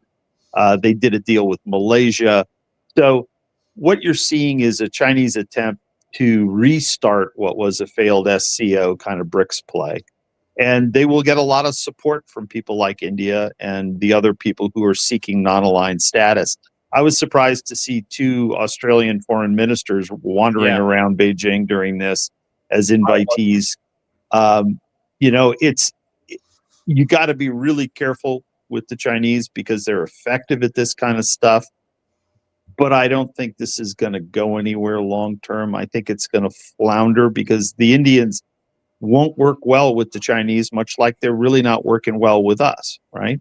So the game will continue. I think going after India on Russian oil is kind of silly. But again, the guys in Washington are very upset by it. The Indians have said since day one, we're going to buy cheap oil. We don't care where the cheap oil comes from. Our job is to buy cheap oil. That's what we're going to do. Yeah. There are other ways to do this, quiet ways, and I don't think that the Trump team actually engaged the Indians super effectively. But I think the Trump team has its hands full. It's trying to do a lot of stuff. And I think in this case, they kind of push the Indians towards the Chinese, but I think they understand that the Indians and the Chinese have intractable problems, and it won't end up being much. The difficulty is North Korea, Russia, and China have a lot in common now commercially. The whole defense realignment of those three countries is now a very efficient machine, and their ability to produce very large quantities of munitions is not replicable in the West. People are trying to figure out how to do it in the West, but it's a slog, and each country is trying to have its own outcome. There's very little sense of mutuality going on when you involve the United States. The America First concept, it's got some risk for the United States, and I'm seeing that in the munitions capacity world. We can't do everything at home. We have to start doing things with partners. And that's not kind of how Trump walks and talks. But I'm watching it and listening to it. I think the Chinese will not be overly successful because their banking system doesn't have experience either. Their only experience is trying to own everything. And countries don't like that. We've seen that in Panama. We've seen that in Sri Lanka. We're seeing it across the Middle East. There's resistance to Chinese investment. That's good. It's healthy. It'll be limiting on what the SCO and kind of Xi and Putin's play is here. Yeah. Well, I mean, I think that we saw like the rise of the BRICS was really kind of something to kind of, I guess it was China's way to support Russia without directly supporting Russia, right? But now they're kind of pulling with the this SCO play. They're really kind of saying, "Hey, all the bad boys are okay now." And the interesting thing I thought is how publicly Modi is kind of cozying up to them. This kind of goes against, I think, India's interests because China is absolutely backing Pakistan in the long term. Russia, of course, they're the ones that are the long-term friends of India. But India has mostly seen its kind of alliances in the West beyond that. And I don't mean like necessarily military alliances, What was your kind of like, do you think there's anything there with Modi, or do you think he's kind of like just kind of doing this to show Trump and, hey, if you don't let off on our ability to freely trade oil with Russia, 50% tariffs is the least of your worry. Yeah. So the Indians will react really badly to the approach that was used, right? It should have been done quietly, and it should have been done directly. And what happened is that giant list that Trump was wielding, showing various numbers. Yeah. India has a very defensive tariff regime. We should have gone to them quietly and had a conversation with them about it, and schwacking him with this after they made their policy very clear within a week or two of the war. They said, we're going to continue buying. I mean, the energy minister was interviewed by BBC, and he said, of course, we're going to buy Russian oil. We'll buy any oil because our job is buying cheap oil for the Indian people. That's how their government is structured. It's non-aligned. Now, does India put itself at risk by supporting the rise of China? Absolutely. Do they know that? Absolutely. I'm going to guess this is a lot of kabuki from the standpoint of Modi. Yeah. He's placating his domestic nationalists against the American firsters and the Trump overreach on tariffs. But what's going to happen is India is going to have to lower a lot of its tariff barriers. And domestically, his supporters are supportive of their little businesses being protected from foreign intervention, right? So the dropping of American assets into India will have an impact on them if they allow it to happen. So, this is a rearguard action by the 4 or 5 families that control most of the big commercial investments in India. And you're seeing it in Modi. And most of those guys have been net recipients of stuff that's been coming out of China. But India's national bureaucratic load is worse than China's. Yeah. It's a democracy and they're great people and it's not hard to work with them. But the bureaucratic load of running a foreign entity in India is very, very, very hard. And at the end of the day, they will come to you and figure out a way to extract monies out of you for various services and fees. And your Indian competitors will get paperwork done faster and, all the same story. So India is a hard place to operate, less so now than it was 20 years ago, but still a hard place to operate. So I think there's probably some Americans who are frustrated, American corporate interests that are frustrated with India talking in Trump's ear as well. So the oligarchs of the industries on both sides are playing rearguard action or playing we got to change the rules, right? And both leaders are now in a confrontation. Modi goes and does this. A lot of Indian soldiers were killed by the Chinese, and a lot of Chinese soldiers were killed by the Indians in the last 5 or 10 years. So the security animosities there's no trust. So we have to rely on that, but we also need to nurture it. And I think that Trump is not overly nurturing of our allies. There is a trust deficit globally because the United States has just upended the rule base and is resetting rules. And a lot of people don't like that. Well, yeah, I mean, Joe, you got any thoughts on this? I mean, I think the Kabuki theater lasts until India or China clubs, some Indian soldiers along their demarcation line. Yeah, but they've really curtailed that, although China continues to build bases along the Himalayan rim. Mm-hmm. I think the big tell for us will be if the SCO either develops a collective security arm, its own armed wing, or partners with the CSTO, and you see more of the SCO nations get involved in the Collective Security Treaty Organization. That will really be the tell that they're organizing for war. I think they always have been. So we shall see. We shall see. Yeah, it could be. I think it could get really interesting really quickly. I think if we continue to kind of play the strong man in this to India, I think it could turn into this whole new multipolar world order. But ultimately, it's our game to lose. I think in this case. Hey, listen, Stephen. If you're all for China colonizing Africa, then you don't understand the future. The future is in Africa. So, yeah. Look at the birth rate, my friend. Too many rare earth metals that only come from Africa for us to cede the continent to China. So, yeah. Yes, that's right.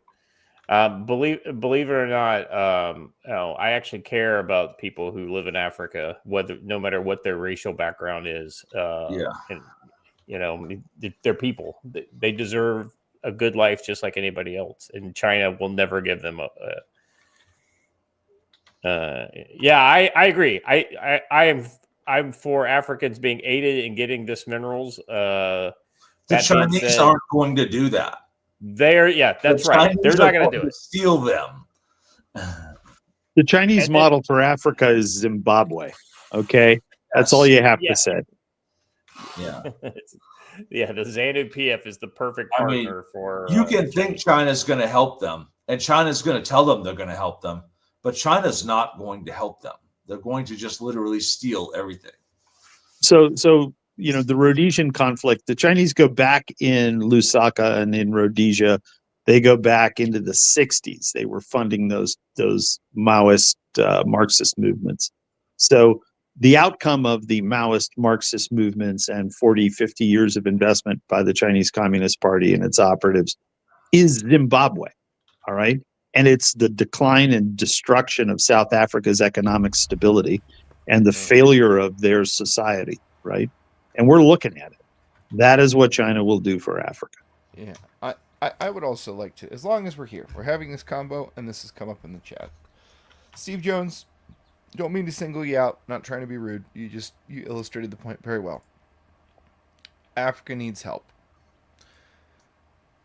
I would posit that if you dump trillions of dollars into attempting to help someone and their situation progressively becomes worse, you might want to investigate what you are calling help. Yeah, seriously. If you believe China is going to offer help to anyone, I've got some bad news and a list of countries we can point you to. Well, So China or anybody, but what I'm saying is, like, what we've been doing is essentially just, here, we'll hand you things, and they go, thanks for the thing. So yeah, this is how USAID came into business, right? It became, oh, we got to help. We're the only people who can help. We have to help. We're so wealthy, we have unlimited capacity to help. What ends up happening is they tack on 20%, which gets cycled back into the Beltway through the various consulting arms that are associated with these contracts. And then 50% of it that hits the ground in Africa gets sidetracked by whoever runs the government or whoever runs the village or whoever runs the logistics train. And you have this terrible inefficiency of bringing wealth into the Beltway. And I don't mean to pop people's bubble. We've done good in a lot of places, but we haven't done anywhere near the kind of good that we should have gotten for the trillions of dollars we bled out. All right. That's over. We're not going to do that anymore. Will we do targeted investments with countries that show promise? Absolutely. And I think a good example of that is, believe it or not, Nigeria. And everybody goes, oh, no, not Nigeria. Joe's head pops off because he'd had to deal with all those fraudsters out of Nigeria. Everybody's gotten the letters. Nigeria has a lot of very well-educated young people. When I say young people, I am old. So in the 40s and 50s, they are very well-educated. They are very successful. And they're part of a global network of people who want to change the way business is done in Nigeria. And they deserve a chance to do that. But they, being Nigerians, have to do that. They can ask for help and support. They can ask for market entry into the United States market. They can offer reciprocity on the Nigerian market, which is a big African market. But they need to get their house in order. And that kind of thing is what you support. You do not help them. You support them as they help themselves. And I'm beginning to see that kind of thing. Classic example. Why don't we feed the bears? Oh, yeah. Right. And that's the bigger point that Jim was just making, right? They want to help themselves. That's great. But Jim, you obviously didn't see my recent post. It was on Locals about the international piracy map. The Gulf of Lagos is not a good place to be right now. Yeah. Well, it's terrible because there's a historical internal conflict between the tribe that controls the Delta and the tribe that controls the capital. And as the oil companies are there, they got cut out and they want access to the wealth. So they are pirates. And people put a blind eye to it, and it's seen as a cost to doing business in the region. But that kind of shit needs to stop. The Nigerians need to stop that, and they can, but they don't want to share between those two tribal groups, and that's a problem. Yeah. And what's going on in the Niger River Delta is what happens when you offer help to these people. Yeah. Well, look at all that infrastructure and all that money they have. I think I'll just steal it. And by the way, Stephen Jones, China is still building roads and other infrastructure in Africa. Do you know why? Solely for the extraction of African wealth at the expense of the Africans. Their roads go from the port to the mine and back. That's it. Additionally, roads are built by Chinese. So they are helping countries create mineral extraction to support the Chinese economy. Line 2, the Chinese are going after those because they have monopolized supply chains because we haven't been able to work in Africa because we as Americans cannot pay the corruption and we cannot violate the environmental laws the way the Chinese do. So we are non-competitive in Africa if we play by American rules. China does not play by American rules, but you get Zimbabwe. So just mark my words. There are a lot of good young Africans who don't want to work with the Chinese. I'm fine with working with them, but it has to be on things that benefit them and benefit the United States. China is there not because China needs more access to resource. China is there to deprive us of access to those resources, and we can't get out of our own way in Africa. Yes, and I'd like to add another couple things onto there because it's important. Not only is China building the roads there from where they need them to the port where they can extract the goods, not only are they only allowing Chinese companies to do all of that work so you don't actually let any of that money go to the local economy, they're also charging the governments for them at the tune of like 80% interest after 10 years. Like, it is a literal predatory debt trap in order to force these countries into so much debt that China can then say, well, hey, we'll let you off of some of that if you'll just, give us some land over here to use as a military base, which is how they've acquired their last 3 naval ports. And Entebbe as a Chinese air base in Central Africa. That's exactly how they did it. Gave them a loan at a rate they knew that the Ugandans couldn't repay. Now they own Entebbe. So. Yeah, that's a great point. All right. So this definitely, China is still set up to be like a major power. The interesting thing is how will they leverage their allies? I think Central Asia, I think Russia, India. I don't know that India is a natural long-term ally of China. We shall see, of course, but I don't know that India is our ally either, though. Let's move on to the next story here. This kind of goes to how, what we're seeing on the Westerns. So I think that Trump is trying to develop a kind of allies of first choice type of situation, and back in the day, it used to always be like the Five Eyes, right? You had Five Eyes, then you had NATO after that, right? But now, the Five Eyes are clearly not on our side the way they used to be. At least they aren't aligned with the things that the Trump administration and the MAGA movement, which supports him, are in favor of. So what you're seeing are countries that share some of these populist, conservative, nationalist ideas, i.e. Poland, Bulgaria. These are countries that Trump has a clear respect for their leadership, has a clear respect for their national priorities. And you're starting to see some alignment with these countries and Trump's America, right? Gentlemen, let me just kind of open you up. Trump is ready to place more U.S. troops in Poland amidst Russia's threat. I think this is less about Russia and more about kind of, cinching up these allies where he sees them, especially allies that actually share his points of view. Notice the Baltic dwarves aren't in this because they haven't got the memo yet. They haven't figured it out, but Poland definitely has. Joe, if you want to take your first stab at this, what do you think of these kind of more modern alignments for U.S. foreign power? I think that the biggest modern alignment would be to stop stationing troops forward in Europe. It's going to create more and more conflict. Rather than preventing conflict, this is going to create conflict. Who has the largest European military? Poland does now. Poland. Why are we stationing troops in Poland? They can handle it. They're good. I honestly believe that we need to be rolling these troops back for homeland defense and hemispheric defense. I think that's the actual answer. I agree with you there. My first choice is to pull out of NATO and pull the troops back to America. If you're gonna do something other than leave the troops in place, I would be much happier that troops in Germany should be moved to Poland because Poland at least supports us. That being said, Joe, you're right. You're getting closer to the threat versus further away from it. So that always brings a point of danger.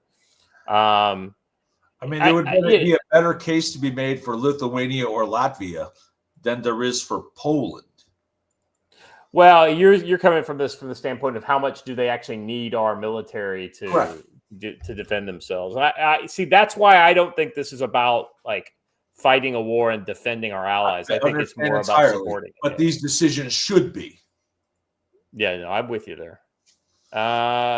Jim, what's your kind of take on this at first blush? Yeah, I like the polls a lot.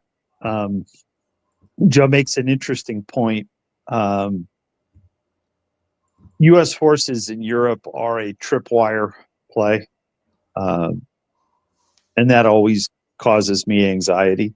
I think a lot of books have been written about reconnaissance forces forward deployed in Eastern Europe getting isolated and having to fight their way out.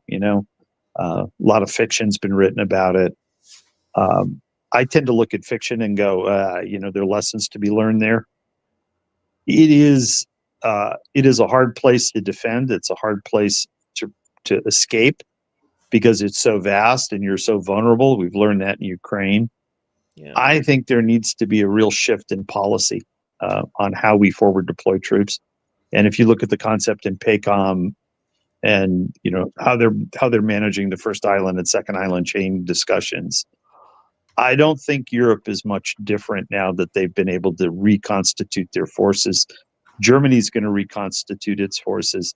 I don't think it's going to be easy, but I think between the French, the Poles, and the Germans, they can become rather consequential and capable of defending Europe. The question is, geopolitically, does the United States want to exit that? I don't think so. I think that the United States gains a lot by being engaged in Europe, and Trump has gotten them to recognize they need to spend real money in national defense, and they're doing it. The difficulty in Europe now is that conservative movements in places like Poland and Germany and Austria and France are popping up and becoming active, and the governments in power are unwilling to seat them and allow them to share power. They're threatening to lock people up. I mean, AfD had how many deaths? 7, 8 of their leadership portfolio died mysteriously in the last 3 weeks. Yeah, there's a problem in Europe politically. Statistical anomaly at all. Yeah, there's a problem in Europe with an understanding that nationalism is still alive and well, and it is not a pejorative. Being a nationalist is not a pejorative. A Polish nationalist or a Hungarian nationalist or a Slovakian nationalist, I'm good with those people. More power to them, right? That's people helping themselves in my book. But this concept of the United States is either in or out, I think Europe's shooting itself in the foot when they do that. If you listen to the security strategists, they know that's an idiocy. If you talk to people in Washington, they know that's an idiocy. But we can't be dumping thousands and thousands of troops into Europe in lieu of Europe getting itself in order to defend itself. And I think we've kind of crossed the Rubicon on that. And I think they are and will. It's just not going to be easy and quick because you got to spend what the Poles are spending, and everybody's quibbling about 2%. So it's going to be a long road. Everybody's building 155s. Everybody's building cruise missiles and short-range ballistic missile solutions, when in fact they got to be able to defend turf, right? So this barrage thing is not going to be the way that Europe defends itself. They'll lose. How also telling in this, the supposedly secret French memorandum to their medical departments throughout the country that said that by March 2026, they need to be prepared to take in 10 to 15,000 troops a month for war casualties in their medical system. Because it originally was put out and reported by a satirical news thing, everyone kind of laughed it off at first. But when actually challenged, the French health department said, yeah, that's actually a thing. We do want them to be able to do that. That tells you that, and it said that they have to be able to take them from the ports and airports into the hospital. That tells you that they don't think the action will be on French territory or in Western Europe, but it's indicator that France, at least, believes that there will be some sort of international direct involvement in Ukraine and that casualties will begin coming back to Central Europe. And you might think, well, March 2026, it's a long ways away. That's 6 months from now. That's not that far away in terms of geopolitical discussion, right? So ask yourself why France wants their hospitals to put a rush program on for learning and preparing for combat medicine. Let me read this. This quote from this is a Trump quote, so it kind of gets to, I think, one of the reasons why we're seeing these moves. Asked if he planned to keep U.S. forces deployed to Poland, Trump replied in the affirmative. We'll put more there if they want. He added, while citing U.S. states' tremendous relationship with Poland, one of the more important we have. We never even thought in terms of removing soldiers from Poland. We're with Poland all the way, and we'll help Poland protect itself. So, like, you know, I try to, instead of thinking of this rationally, the way like somebody in the public policy world would think of it, I try to think of it like from Trump's brain, right? I think he's reinforcing people who do what he asks them to do. You know, Poland, he in Trump's brain, Poland equals good ally. Poland gets more troops, right? Or Poland gets some sort of direct support, you know. Now, Poland loves it because every additional American troop they have there is one less Polish troop that they'll need to potentially defend their country. So it's a win-win for Poland. But I'm with you, Joe. I don't see this as a long-term kind of winning solution. Ultimately, I think we have to enable Europe to defend themselves. I still don't know how they're going to pay for 5% GDP targets for military spending. Talk about barrages that they can't sustain. The money printers that are going to have to barrage the military factories. I don't see how that fucking works. I disagree a little bit here in that Poland is probably the only other country aside from Russia that has a great appreciation of history in the region. Everyone else in Europe has pretty much forgotten the history of the last 300 years in Europe. Poland and Russia both have a pretty good grasp on it and what that means. So I think Poland is not going to look to downsize its military if the U.S. is there. They're going to continue to upsize. And they're just thinking it's extra hands, not hands to replace Polish hands. So that's the only part of what you said I disagree with. The rest of what you said is spot on. Yeah. No, I mean, it's always hard to understand exactly what Trump wants. So it's kind of, it's like reading tea leaves. All right, let's see. He can tell you what he wants this morning, and it will change by the end of the day. That's what I mean. It's like you can't listen to what he says. You have to try to interpret the hand waving. I don't know. Well, what's the term for that? Mercurial, I think. Right. That's exactly right. Despite some tensions with Polish leadership.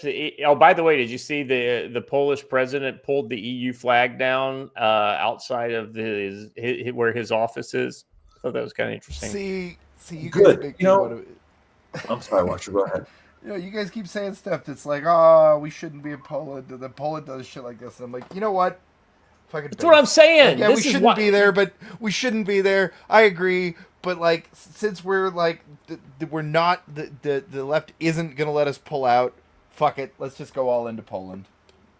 Well, so I mean, like I said, I think Trump's trying to reward the people who act in a way he thinks is the correct way to act in Europe, and so,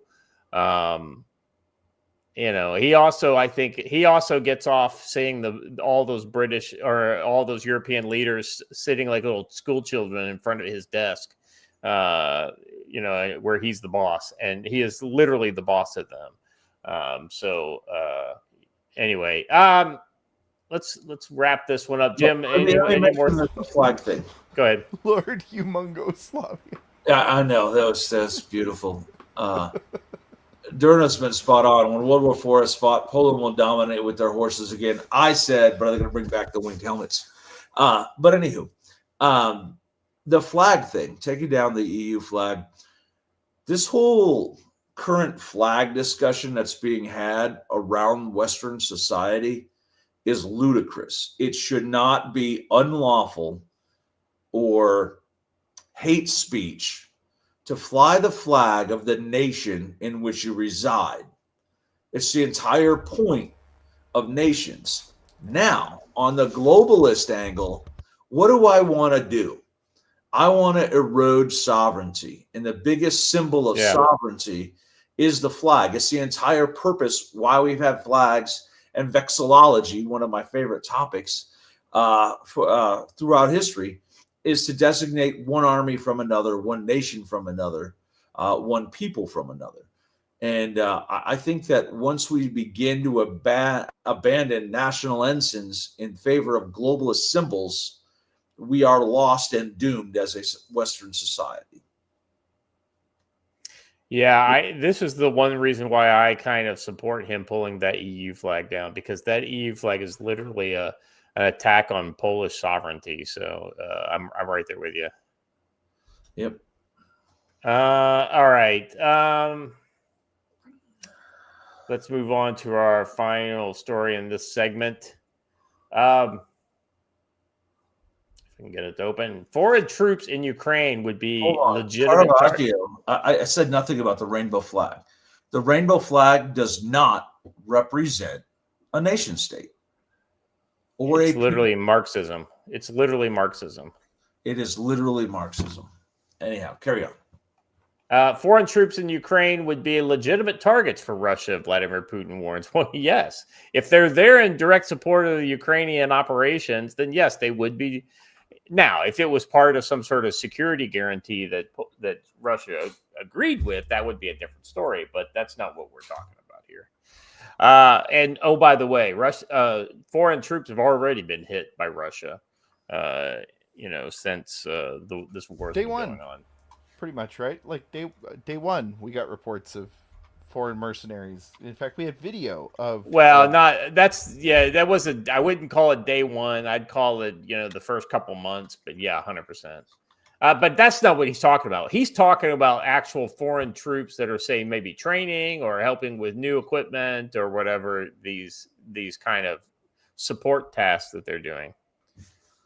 Joe. I was just about to answer that. From a vexillology standpoint, on the canton, there are two round globes with a bisecting line down the center. So, I mean, not that that's like anything sexual or anything like that, but it's got a nice, smooth, round angle. Yeah.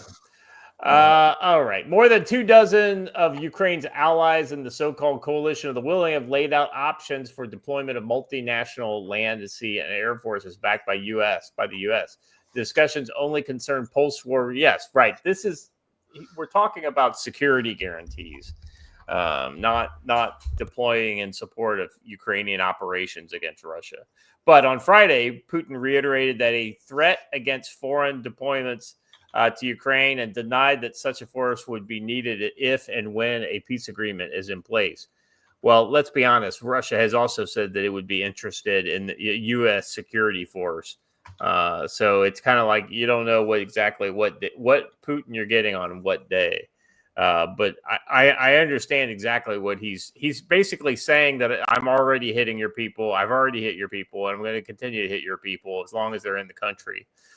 That's what I think he's saying. The thing I find terribly interesting is the word UN hasn't come up at all in the last 24 months. Zero. Correct. The irony, Jim, is that the UN has been completely sidelined, really, since the beginning of Trump's first administration, and it never got back. Well, I'll tell you the thing that really broke on UN from my perspective is the recognition that UNRWA was just a complex Ponzi scheme to distribute wealth in Gaza. And out of that, out of that just came this cascade of looking at UN programs worldwide and figuring out that they're Ponzi schemes. And you want to talk about enriching bad actors. Wow, the UN has been in cahoots for a long time under this. Well, we're going to save people in Darfur. We're going to save people here. We're going to save people there. You know, most of these missions have just been bleeding money, not their own. And now that it's so clear how badly managed it all was, this desire for status quo treatment, I think everybody's looking at the UN now and just shaking their head. But I'm really curious that it just hasn't even come up in the context of Europe. How has Darfur worked out versus the amount of fundraising that it did? And I think Darfur is a great place to send people that we can't send to their home countries. I mean, Trump's figured that out, right? South Sudan is receptive. I still like the Congo as the destination of last resort for our He also considered MS-13 brothers. stuffing them in Djibouti. It's kind of, hey Joe, you know, hey, MS-13, MS-23 or M-23 is just right over there. Maybe you guys can ally together. You know, you have similar sounding names. Let's see how that goes. All right. All right, guys, let's jump into the Brit topic because there are just some very kind of interesting pieces of video in this, and we can kind of, it's less reading and more kind of before you do this, I gotta hop off, but I just wanted to say thanks and good luck and be nice to our British brothers. Absolutely. Well, you know, they gotta fix it for themselves. But I think if we're not careful, it could go the same way for us to what we're just seeing look over at there. Look at Nigel Farage's quotes in Washington this week. They're pretty amazing. It's what happened to that guy? He's going to become the prime minister. Watch, it's going to be wild. All right, guys, I gotta go. Thanks a lot. We'll see you. All right. So basically, we talked about, I think it was on Wednesday, we talked about the British comedy writer who basically goes to Britain and gets arrested for 3 tweets where he's critical of trans people. Andy No decides he's going to go over there and report on this stuff.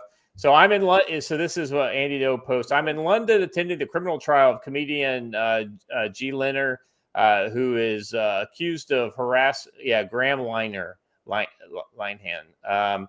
accused of harassment and criminal damage by a militant trans activist named Sophia Brooks. Graham Linehan allegedly damaged the trans person's phone last year after he was confronted. Linehan allegedly called the activist on X a deeply disturbed sociopath, oh heavens to Murgatroyd, and domestic terrorist, which the prosecution claims is criminal harassment. How do you make that record? What's that? How do you make that determination that is criminal harassment? I don't know, man. Yeah, this one is just. It's just. Have they I would challenge that the phone got damaged because someone kept shoving it in another person's face, and I have a right, well, except in England, to get that out of my face. Have they mentioned yet in the article that the person doing this is a disgraced former police officer who got kicked off the force after it was proven that they were trying to gin up charges of white supremacy against somebody who had been going after them disciplinarily? No, I don't know all that. I do. They're also the person who reported Graham and got him arrested in the first place. That's why he got arrested when he came back. So go to the second post. This is where, this Sophia Brooks, she's an activist, walks out of the court in London, and there's a large group of masked trans militants using banners, umbrellas to block the media. One cameraman was assaulted. The radicals repeatedly made physical contact with me and blocked my path to prevent me from documenting them. And so let's get a look at what trans idiocy in the UK looks like.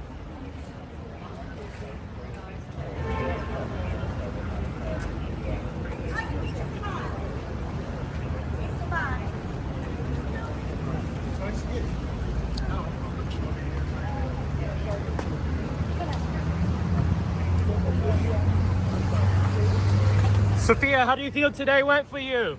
Don't touch me. Stop touching me.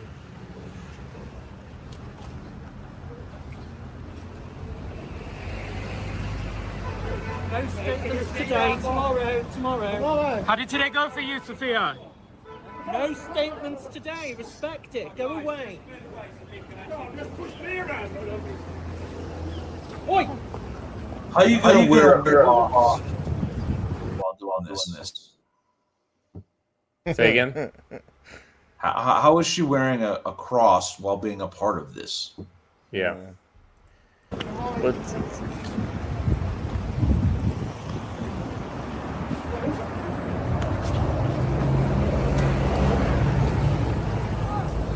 Tomorrow you can take pictures, but not today. It's a very volatile situation. Shut up. Sorry. Where are you trying to get to, guys? You want me to work? We're going towards it.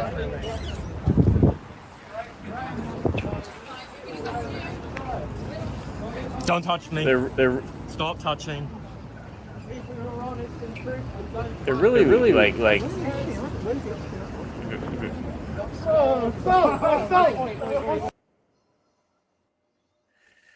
A major difference in ours is that they are a little bit weak sauce. yeah, I was gonna say our Trantifa is a little more aggressive. No. Hold this. I want you to look at the guy there. He's This one in the middle. looking at the police while pointing at the person he wants detained or surveilled. He's looking at their own counterintelligence spotter across the street. Yeah. Who's going to follow that guy to his car and cause problems somewhere else. This comes from a long experience dealing with Antifa. That's who he's pointing this guy out to. Not all the cops right next to him. Look, he's looking past the cops and pointing at this guy. Until more reporters do what this guy did and just stand their ground and make them run into him, these guys are going to continue to think they get to do whatever they want. You've got to just get in front of them and stand there and make them go around you. They have no right to push you out of the way. You have the same right to be on that sidewalk as they do. Yeah, that's right.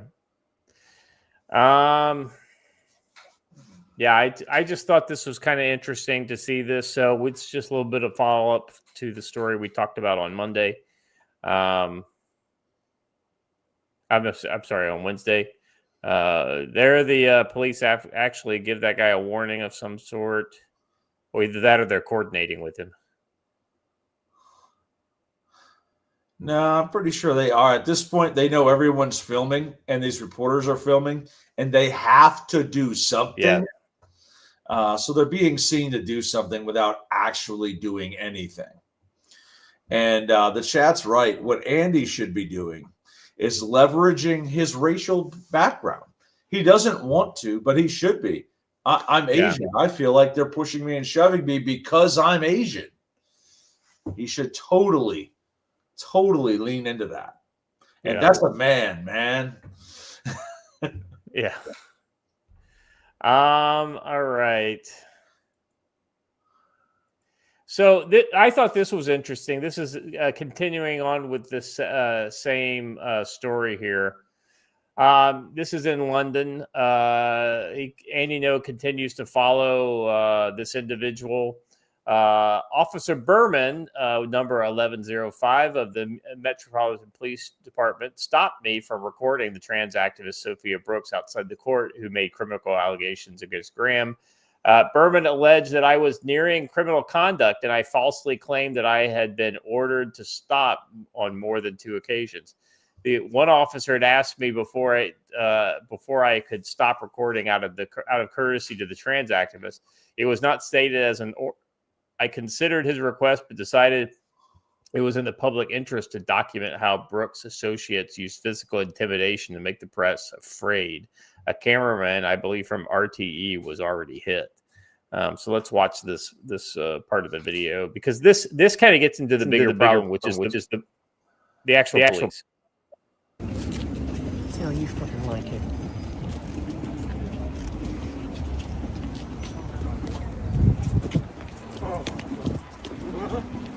Give up! Give up! Take some pictures of Big Ben or something. So I understand you're more than welcome to film in a public place, but you've been asked He's to stop. harassing us. He needs to be sent on his way. You've been. Yeah. So what you're doing now is you're bordering on harassment. Okay. So what I'm going to ask you to do is I'm going to give you a directive to leave the area because you've been asked several times to cease a course of conduct. Okay. And to stop harassing these people. You're absolutely fine to film, but you can do that in a respectfully way. You can do that from across the road. What we're not going to have you do is harassing people in the street, okay? Because that is a criminal offence. Yeah, you've been asked on more than 2 occasions to stop that. So the threshold probably is getting there now, okay? This is actually the only time I've been formally asked. The first was a request. I'm a journalist. So it's a request. It's a request. Okay. Do you have your journalist card? I do. Perfect. I do. That's absolutely fine. Well, then, as a journalist, you'll know you're here in a professional capacity, as am I, and we're both bound by professionalism, and we have a requirement to conduct ourselves in a respectful manner. Yes. So I wouldn't be approaching you in the way that you were approaching those people, because I'd argue that's unprofessional and probably discourteous. Yeah. I understand you've got a job to do. That's absolutely fine. Haven't got a problem with that. But it's just, we've got to be respectful, yeah? Just in everyone I deal with, I'll always approach people in a respectful way, and I'd expect you to do the same, yeah?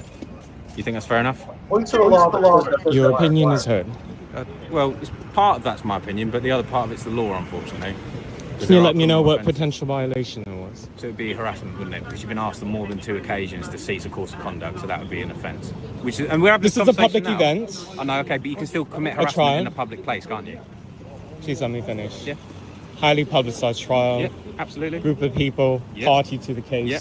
I'm documenting it on the street, walking in public. Not a problem They at are the all. ones making physical contact with me. They're not. You're jumping in front of them. You're putting yourself in front. If I jump in front of a car, is Okay, that the car's fault or mine? I don't want to argue. Okay. Is there Neither do I, my anything? friend. Neither do I. Okay, I'm done. I just want you to have a nice, respectful encounter with people and do your job in a And I would respectful way. like for you to respect the freedom of the press. Exactly. And I Can I have your name? Constable Berman? What's your first name? Don't need to give you my first name, my friend. My short number is 1105 Alpha Whiskey.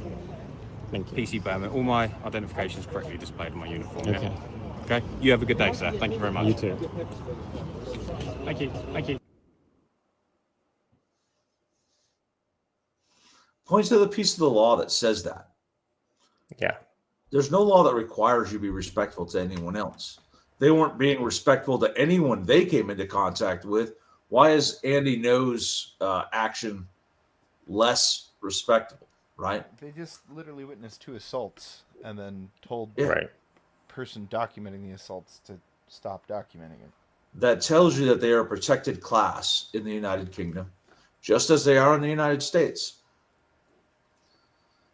It's not. We always talk about being prepared for without rule of law, but what about being prepared for different rule of law, where the law is applied unequally? And when that happens, you got to make some decisions, I guess, is what we'll say. Yeah, the law under occupation. Eh?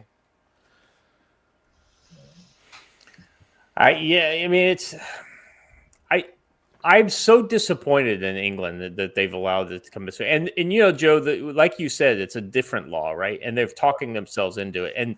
And there is no statute that says that supports anything he says. He just tries to logically frame this in a way that, well, it seems reasonable. And because it's reasonable, it becomes. And I'm a police officer. I can enforce reasonable judgments on my part. And I would have pounced on the statement he made.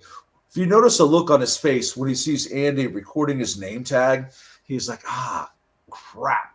And then he goes, no, it's not an order. It's a request. Oh, okay, bye, and walk around him. You said, it's not an order. It's a request. Okay, then stop talking to me and keep going. Yeah. Pretty simple. So anyway, this shows you this whole idea of the 2-tier Britain, right? Like like rules for thee, but not for me, right? Yeah. So let's move on to this next. So, Joe, of course, they won't let mobs of Islamists, run through the street brandishing, knives and machetes and various other items that could be used as weapons. That is not okay. I'm just going to make that assumption here, but. I don't know. Let's see. Let's check out this video in this next.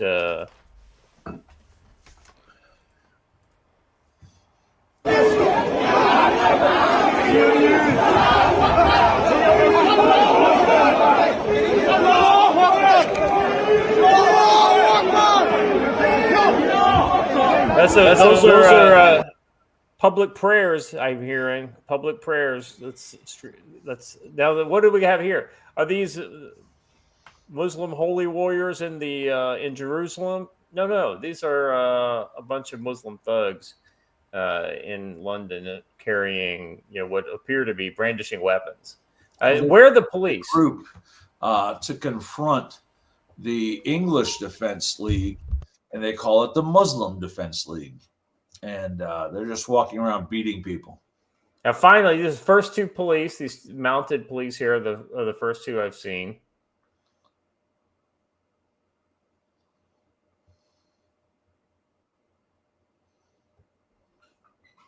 I mean, could you imagine if we had the hooligans of the olden days? I get the feeling that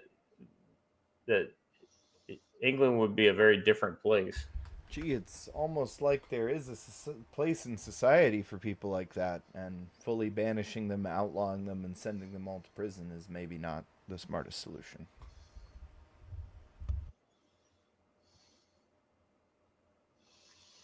Oh, I think they get good. They're going to get a whole line of women cops to stop this group.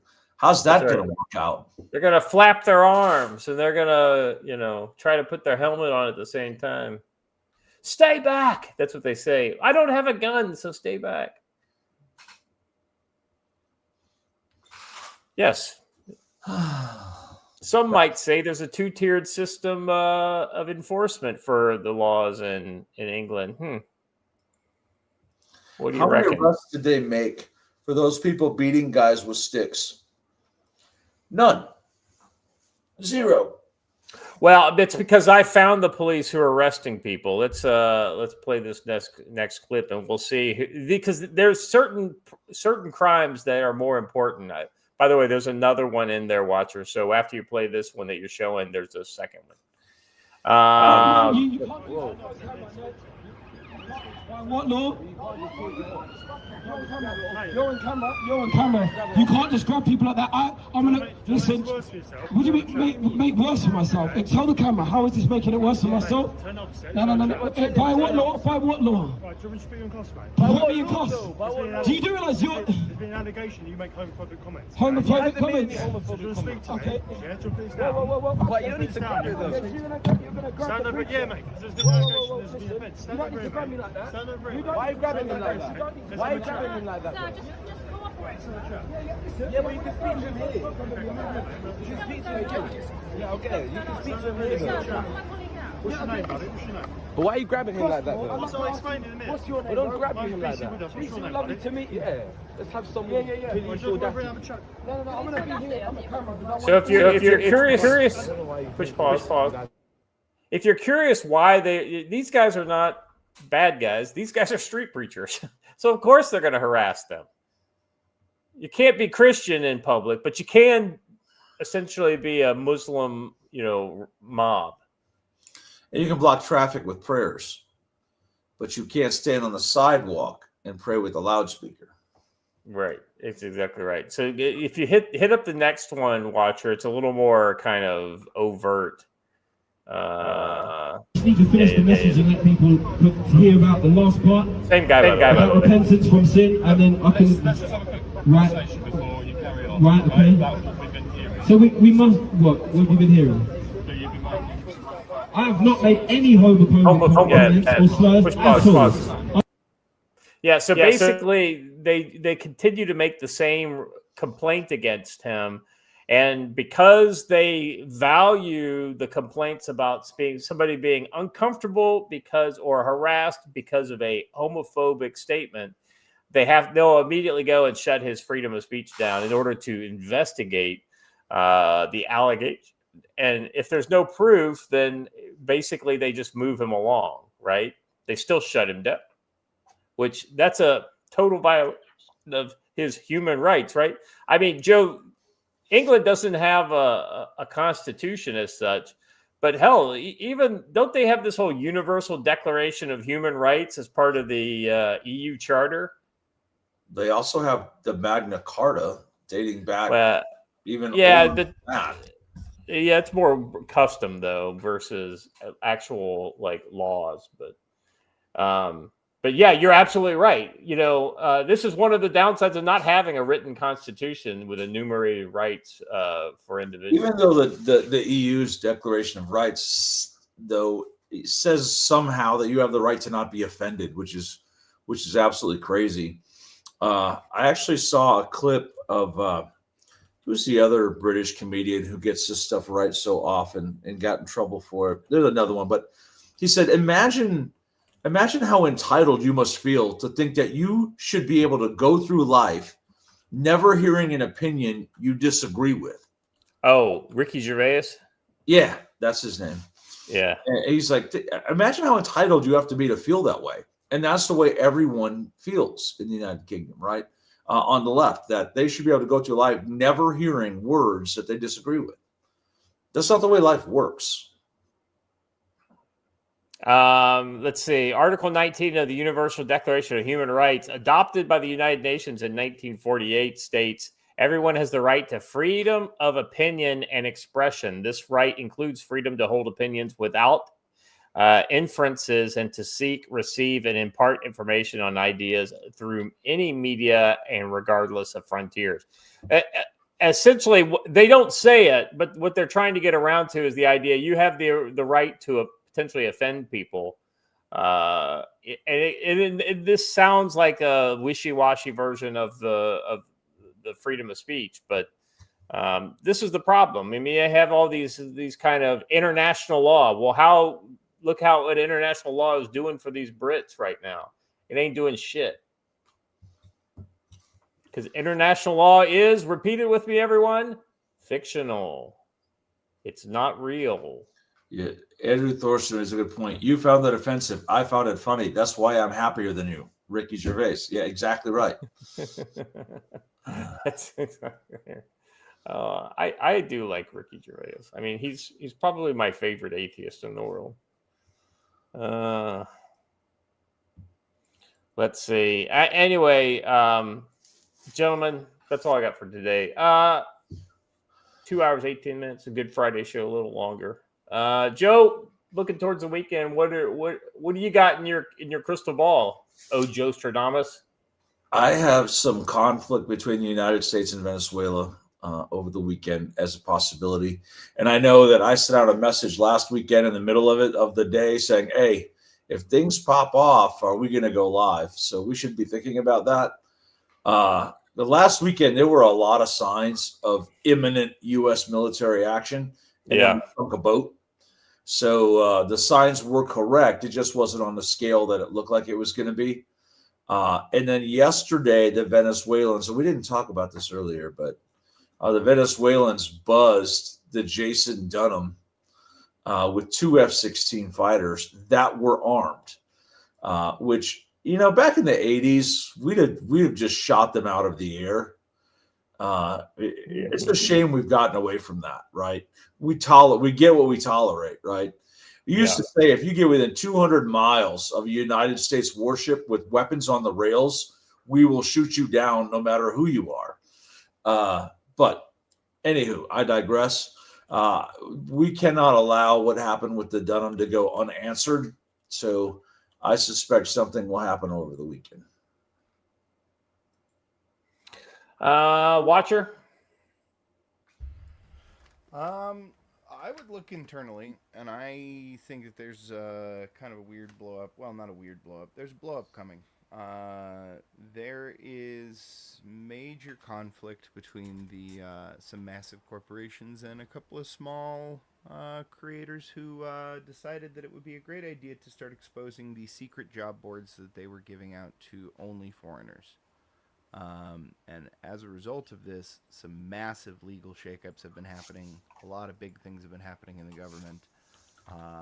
Funnily enough, a lot of people who applied for those positions have ended up getting employed, which is awesome. But I think you are going to see, in one way or another, some kind of action taken by these major corporations that are not going to be willing to give up their... what is it, like 40% discounted foreign labor. Yeah, there is some talk that the Trump administration may actually curtail all work visas from India. So Yeah. there are some spicy things that that Trump could potentially do to continue his pressure campaign on the Indians. I'll be interested to see how that goes. That would be a fucking huge hit. Yesterday was that Indian students are getting so frustrated that they feel like their only option is to go home. Congratulations on getting the point. Yes. Exactly. Yes, we voted for this. In fact. So, all right. Let's see what else. That's about it, guys. It's Friday, so we'll be back on Monday. Thank you all for being here. I appreciate chat. You guys were keeping it fun today. Joe, Watcher, and Jim, who had to leave earlier. Really looking forward to I love Jim coming on. He's got such a great kind of broad but different experience. We tend to think way more militarily with a lot of the things, but he kind of sees some of these kind of cultural and economic and business kind of angles that we'll miss. So it's good to have him. Best moment around the campfire this weekend was Jim's wife was sitting next to me, and she says, "Everyone thinks my husband was in the CIA." I said, "That's because your husband was in the CIA." And she was like, "Oh my God, you're not helping." That's funny. All right. That's all I got for today. Thank you very much. If you haven't done already, please like the video, subscribe to the channel, hit the bell for notifications. Let folks know that the council is keeping you up to date on all the things that are happening in the world. We'll be back on Friday. So until then, y'all stay safe.